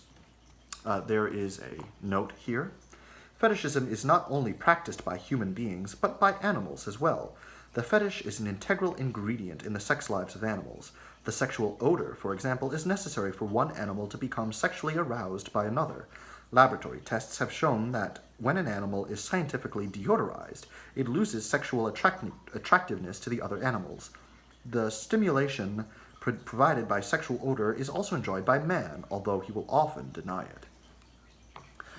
Yeah, hormones, but hormones are different from fetishes. Fetishes are something that's enjoyed by the intellect, and how we come to terms with sexuality as opposed to an actual functional part. Like in slugs, during mating, it is a commonplace for slugs are, what's the word?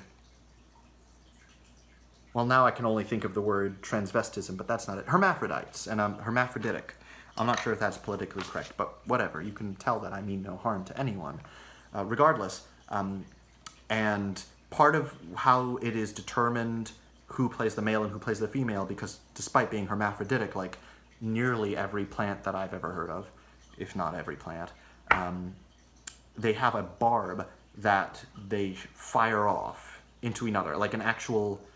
For a slug, this thing is massive. It would be like this big for a human, and they fire it off into each other because the one that is hit and has been influenced with more of the hormone that this barb contains is more likely to be the female. And that's not a fetish, that's just how their bodies work. In the same way that it's not like a matter of guilt that our leg jumps when we hit it. That's completely mechanical, not emotional or intelligent. However, he is right that there are animals with fetishes, mostly mammals. Dolphins, for example. I mentioned in the last video that dolphins freak me out. Dolphin fetishes, dolphin rape groups and gangs, it's nasty stuff. The way that dolphins will torture other animals for their pleasure, particularly pufferfish, because they use the pufferfish poison to get high. Dolphins are really freaky, and I don't... This is another thing. I can't blame them. They're sick. They're sick animals that don't have hands, so they live in a different society. They don't have access to fire. Really, their whole civilization was capped because they happen to live in the water, in the same way that octopus civilization was capped because they're naturally individualist, solitary. They're naturally solitary, and they have such short lifespans. These are sick animals, and we got the best of both worlds, that we have some of the intelligence of the octopus combined with their lovely tentacles. And we actually have 10 tentacles, so lucky us. And the society of the dolphins. So we live on land. I mean, elephants too. There are a lot of animals out there with intelligence comparable to humans, and thus they're open up to moral. And just because you're intelligent doesn't mean you are more or less great. But these are just powers that we've been given, and we must use our powers responsibly.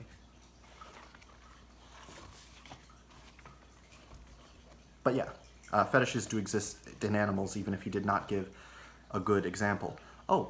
Musk, the popular scent for men. I actually use it. I'm fond of it. I only been trying out a couple of different aftershaves recently. Musk is actually from the muskrat. It is the muskrat, he says the word in here, hormonal scent sexual odor of the muskrat. Which was actually very inhumanely harvested previously. I am proud to say that I use artificial muskrat hormone, but humans like it too. It's a nice scent. Even the asexual has a deviation, his asexuality. It is far more abnormal to have a lack of sexual desire, unless some illness or old age or another valid reason has caused the wane, than it is to be sexually promiscuous. However, if a Satanist chooses sexual sublimation over sexual expression, then that is entirely his own affair. We now know that it is not a fetish the way that homosexuality is, but I'm not going to get into that right now. No, it's exactly... Did I just say that homosexuality was a fetish? I mean to say that it is not the same way that homosexuality or bisexuality or heterosexuality, for that matter, is. It's just how you're born. It's what it is. Although there are various research that says through several stages throughout puberty and through your life that you can undergo a change in what your sexual preference is. And I have not researched the validity of those claims. Even then, it's not something that we choose to express. It's not something psychological, it's something neurological. At the very least, it's ingrained.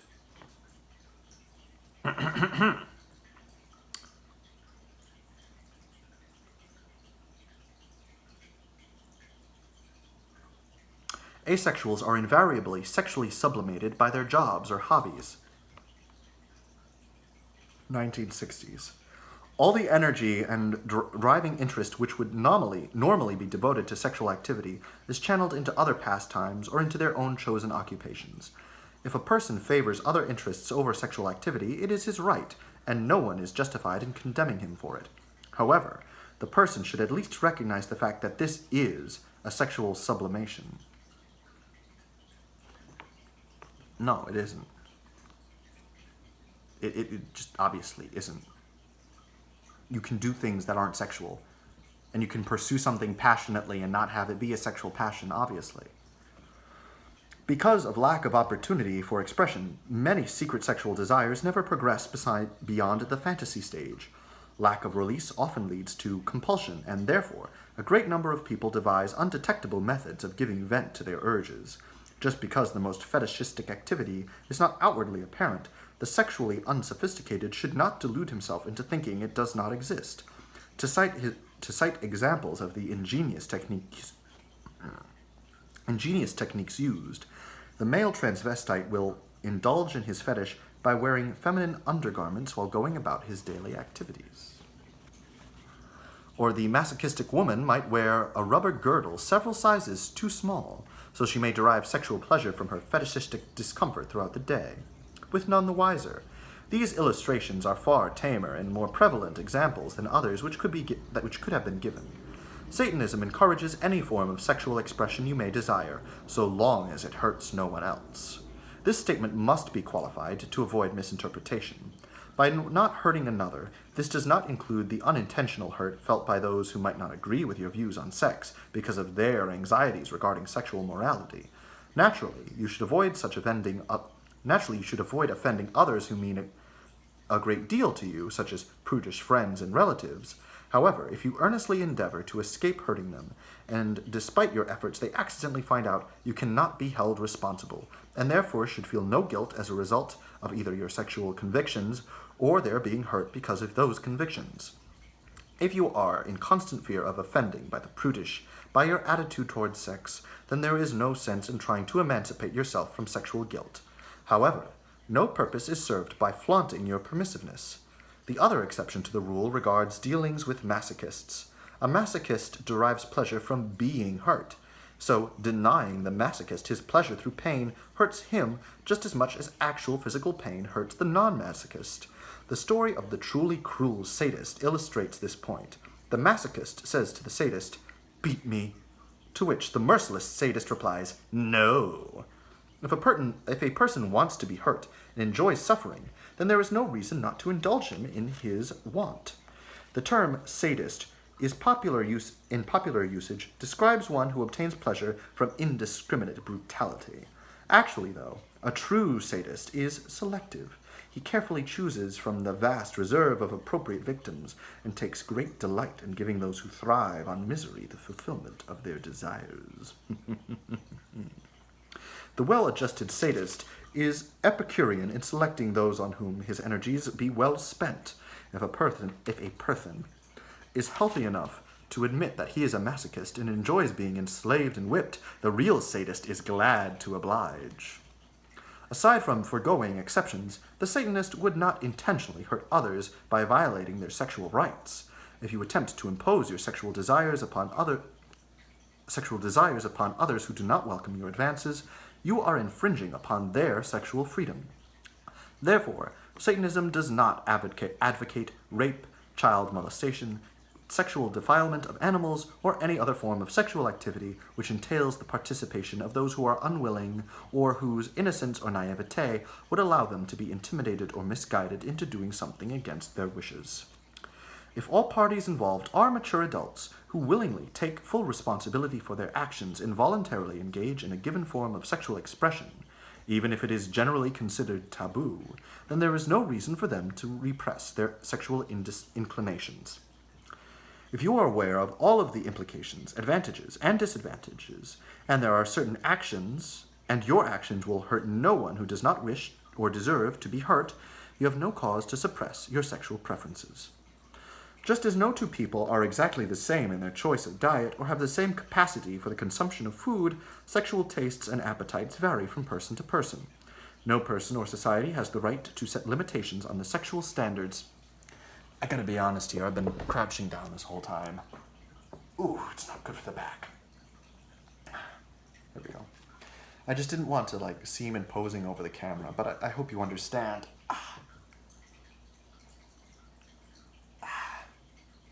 That this is just, I don't have something to prop up my phone on. Between that and probably filling something up with water before I begin, or something extra special, duly noted for part 3. But I can't see the words from up here. And this is a new glasses prescription too. It's not the light either, I just can't see all the way down to the table. I guess I can lift up the book, but my poor weak arms. Anyway. Then there is no reason for them to repress their sexual inclinations. If you are aware of all of the implications, advantages, and disadvantages, and are certain your actions will hurt no one who does not wish or deserve to be hurt, you have no cause to suppress your sexual preferences. Just as no two people are exactly the same, proper sexual conduct can only be judged within the context of each individual situation. Therefore, what one person considers sexually correct and moral may be frustrating to another. The reverse is also true. One person may have great sexual prowess, but it is unjust for him to belittle another whose sexual capacity may not be equal to his own, and inconsiderate for him to impose himself upon the other person, i.e., the man who has a voracious sexual appetite, but whose wife's sexual needs do not match his own. It is unfair for him to expect her to enthusiastically respond to his overtures, but she must display the same degree of thoughtfulness. In the instances when she does not feel great passion, she should either passively but pleasantly accept him sexually, or raise no complaint if he chooses to find his needed release elsewhere, including autoerotic practices. The ideal relationship is one in which people are deeply in love with one another and are sexually compatible. However, perfect relationships are relatively uncommon. Preach it. It is important, however, to point out that spiritual love and sexual love can, but do not necessarily go hand in hand. If there is a certain amount of sexual compatibility, it is limited, and some, but not all, of the sexual desires will be fulfilled. There is no greater sexual pleasure than that derived from association with someone who you deeply love, if you are sexually well suited. If you are not suited to another one sexually, though, it must be stressed that lack of sexual compatibility does not indicate lack of spiritual love. One can, and often does, exist without the other. As a matter of fact, often one member of a couple will resort to outside sexual activity because he deeply loves his mate and wishes to avoid hurting or imposing upon his loved one. Deep spiritual love is enriched by sexual love, and it is certainly a necessary ingredient for any satisfactory relationship. But because of differing sexual predilections, outside sexual activity or masturbation sometimes provides a needed supplement. Yeah, I tried that with one of my exes because I'll just say that the sex was deeply unfulfilling for me, at the very least. And she had a huge problem, and she always said, no, we'll get around to it another time. And I'm not even talking about, I'll just come out and say it. I was in this relationship for 2 years, and I was a virgin before and after the relationship. But I was faithful. I was very honest that things need to turn around because this is a need. It's a need. But regardless,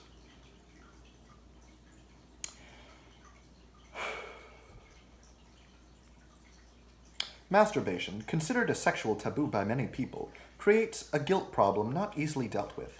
Much emphasis must be placed on this subject, as it constitutes an extremely important ingredient of many successful magical working.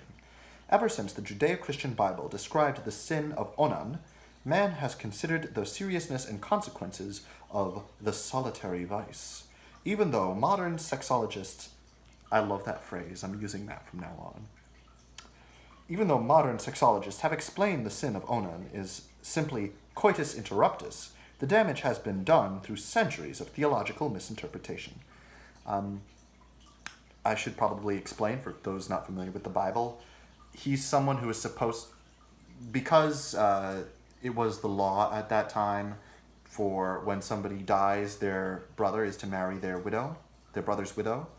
I hope you understood that. And there was a person, Onan, who would fornicate, but then would not consummate the union by giving his seed to the woman internally. They weren't baking cream pies in their kitchen. They were dirtying the kitchen floor, pulling out. And that is considered a sin because it's going against family values, well, old family values of the ancient church. Although it is in the modern day Bible, and all the more reason why I do not think that the modern day Bible or any Abrahamic religion is morally upright. We can do better. And that is a Satanist attitude by this book. Not to say that I worship Satan, but always better, always pushing forward, always seeking more strength, putting the now and the you ahead of the past. And I guess in a sense the future too, although you and the future you are in league.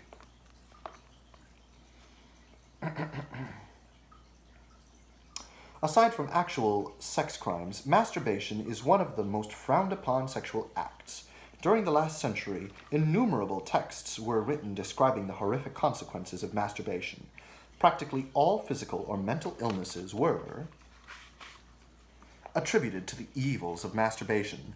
Pallor of the complexion, shortness of the breath, furtive expression, sunken chest, nervousness, pimples, and loss of appetite are only a few of the many characteristics supposedly resulting from masturbation. Total physical and mental collapse was assured if one did not heed the warnings in those handbooks for young men. There was really a time when masturbation was successfully prohibited. I deeply doubt that. Men are too much of whores. I mean, unless you're an asexual man. But the old science did have at least one thing right. I'm not going to say that masturbation is a sin and that it's not right, but that easy access to self-gratification, it's easy to become reliant upon it, and we know today that masturbation addiction is a real problem for a lot of people, probably a lot more people than will actually admit it. I guess I'm morally obligated to say that I think that I have a problem in that regard. I mean, I don't think that it's impacting my life too harshly, and I'm doing better than I was, but it's something to keep pushing forward of and to take that into consideration. I mean, in the same way that alcohol isn't a problem, it's just taking it too far. Letting it rule you instead of you ruling it. Some people have the strength to have just a drink or two on the weekends and go home and be fine. And other people can't handle that, and it becomes drink after drink, and they want to get Shrek'd every day of the week. A friend of mine, who I actually think would really like this book, it lines up. He owns a clothing line, actually. He's a really industrious gentleman. But this really lines up with his sense of morality, I feel. He owns the clothing line Selfish, Selfless. And I wanted to have a conversation with him several times. We've never got around to it yet, except like a little bit, about how you can be selfless, and selfish at the same time. And that his idea of, and do it sometimes and work it out, isn't really all-encompassing. There's a word for what I'm trying to say that I can't put my finger on. It's not something that it can apply to all aspects of life. And that I think that it's an unhealthy message to send. That, yeah, I'm selfish, but I'm selfless, but I'm selfish. I'm really worried about that guy, but in case... Oh, God, I guess I already said it, but I'm not going to get into it. I'm not a gossiper. He's someone that I'm worried about for other reasons. I do respect him, truly. Really nice fellow. I was going to go over to his place tonight, and we were going to clean out my car, because my car is real center of the party for several groups, and needed to be vacuumed. He has a fancy dancy vacuum he wanted to show me, but then there was a thunderstorm. I'm not sure if you heard any of it. Oh, we're about to reach the 2-hour mark. Lucky us. No one's going to watch this. So that means that the fact that I'm worried about this friend of mine is a secret that's safe with me. Yeah, it's not like I actually said anything that I'm worried about. It's not masturbation that I'm worried about in his regard. Just to clarify. Preserve his honor.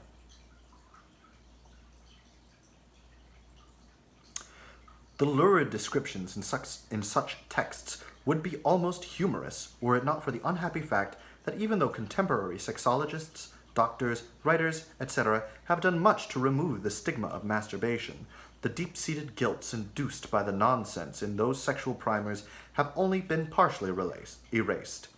A large percentage of people, especially those over 40, cannot emotionally accept the fact that masturbation is natural and healthy, even if they now accept it intellectually, and they, in turn, relate their repugnance, often subconsciously, to their children. It was thought that one would go insane if, despite numerous admonitions, his autoerotic practices persisted. This preposterous myth grew from reports of widespread masturbation by the inmates of mental institutions. It was assumed that since almost all incurably insane people masturbated, it was their masturbation that had driven them mad. No, it's the other way around. If you're relying on that kind of gratification and addiction, then that's indicative that you're missing something in your life.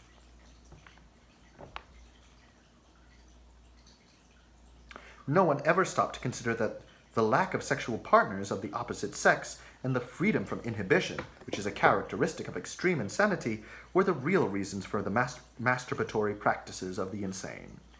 Many people would rather have their mates seek outside sexual activity than perform autoerotic acts because of their own guilt feelings, the mate's repugnance towards having them engage in masturbation, or the fear of their mate's repugnance.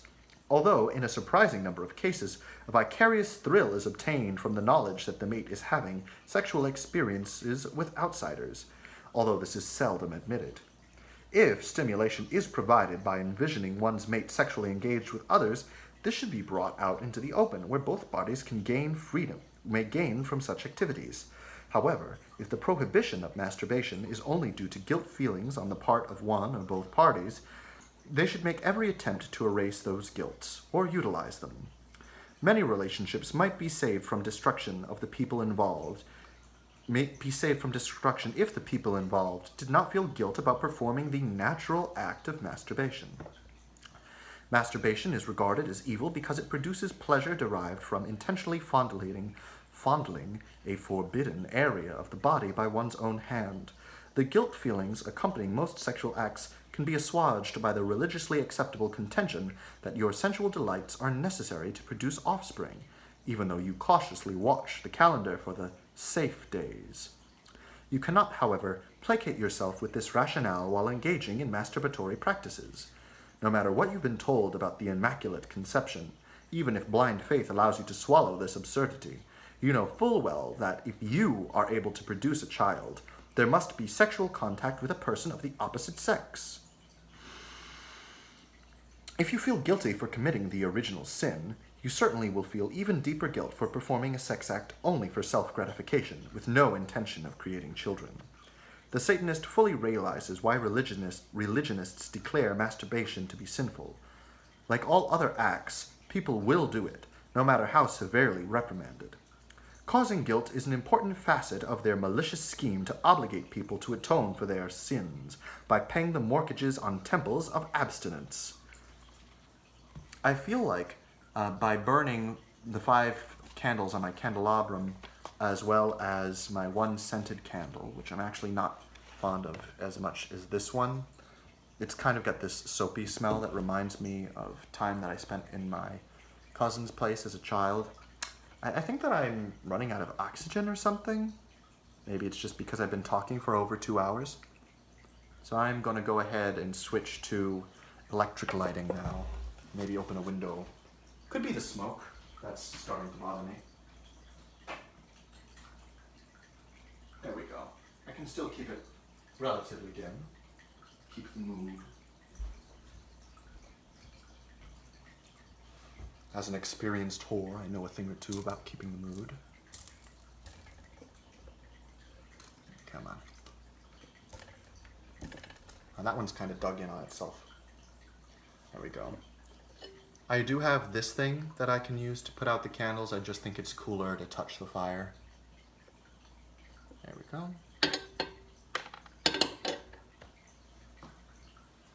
I'll just keep the scented candle going for now. And let in some oxygen. Even if this is the midst of summer. I would normally have my air conditioner running. I'm very much so not fond of the heat, but I care about the audio quality here. I may not know a damn thing about editing, and I might have very low standards, but I have standards nonetheless.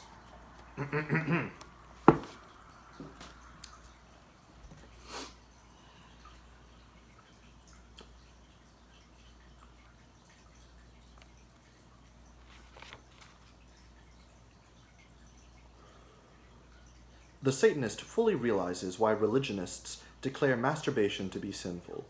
Like all other natural acts, people will do it, no matter how severely reprimanded. Causing guilt is an important facet of... Alright. Even if a person is no longer struggling under the burden of religiously induced guilt, or thinks that he isn't, modern man still feels shame if he yields to his masturbatory desires.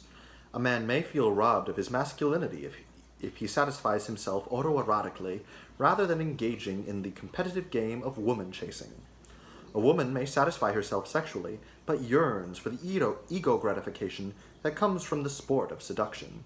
Neither the quasi-Casanova or the bogus vamp feels adequate when reduced to masturbation for sexual gratification. Both would prefer even an inadequate partner. Satanically speaking, though, it is far better to engage in a perfect fantasy than to cooperate in an unrewarding experience with another person. With masturbation, you are in complete control of the situation.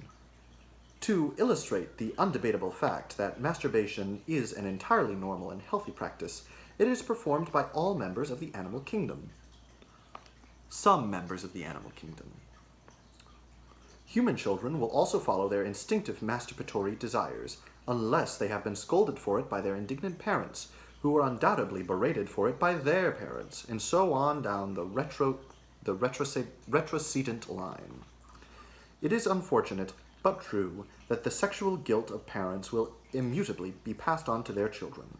In order to save our children from the ill-fated sexual destiny of our parents, grandparents, and possibly ourselves, the perverted moral code of the past must be exposed for what it is, a pragmatically organized set of rules which, if rigidly obeyed, would destroy us. There we go. It was hard to see, but it was in shadow. Unless we emancipate ourselves from these ridiculous sexual standards of our present society, including the so-called sexual revolution, the neuroses caused by those stifling regulations will persist. Adherence to the sensible and humanistic new morality of Satanism can, and will, evolve society in which our children can grow up healthy and without the devastating moral encumbrances of our existing sick society. Have I made it to 7 chapters yet? I normally read in my head. It's faster that way, you know.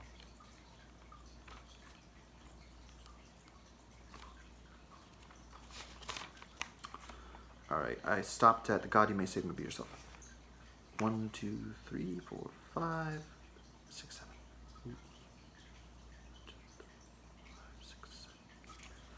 Alright, if I'm going to do this in 4 videos, then I have got to go right ahead. How many did I actually do since I started with the 9 satanic statements before? I did 1, 2, 7 minus the 1, 2, 3, 4, 5, 6, 7. So I actually only did 1, 2, 3, 4. I actually only did 4 last time, and I feel like that's more reasonable since we've done 2 hours of reading at this point. Let's see. Well, reading and commentary. I might have finished 7 chapters if I didn't want to voice my objections or curiosities or experiences into this. Let's see. So, if we are only doing 4 chapters at a time, then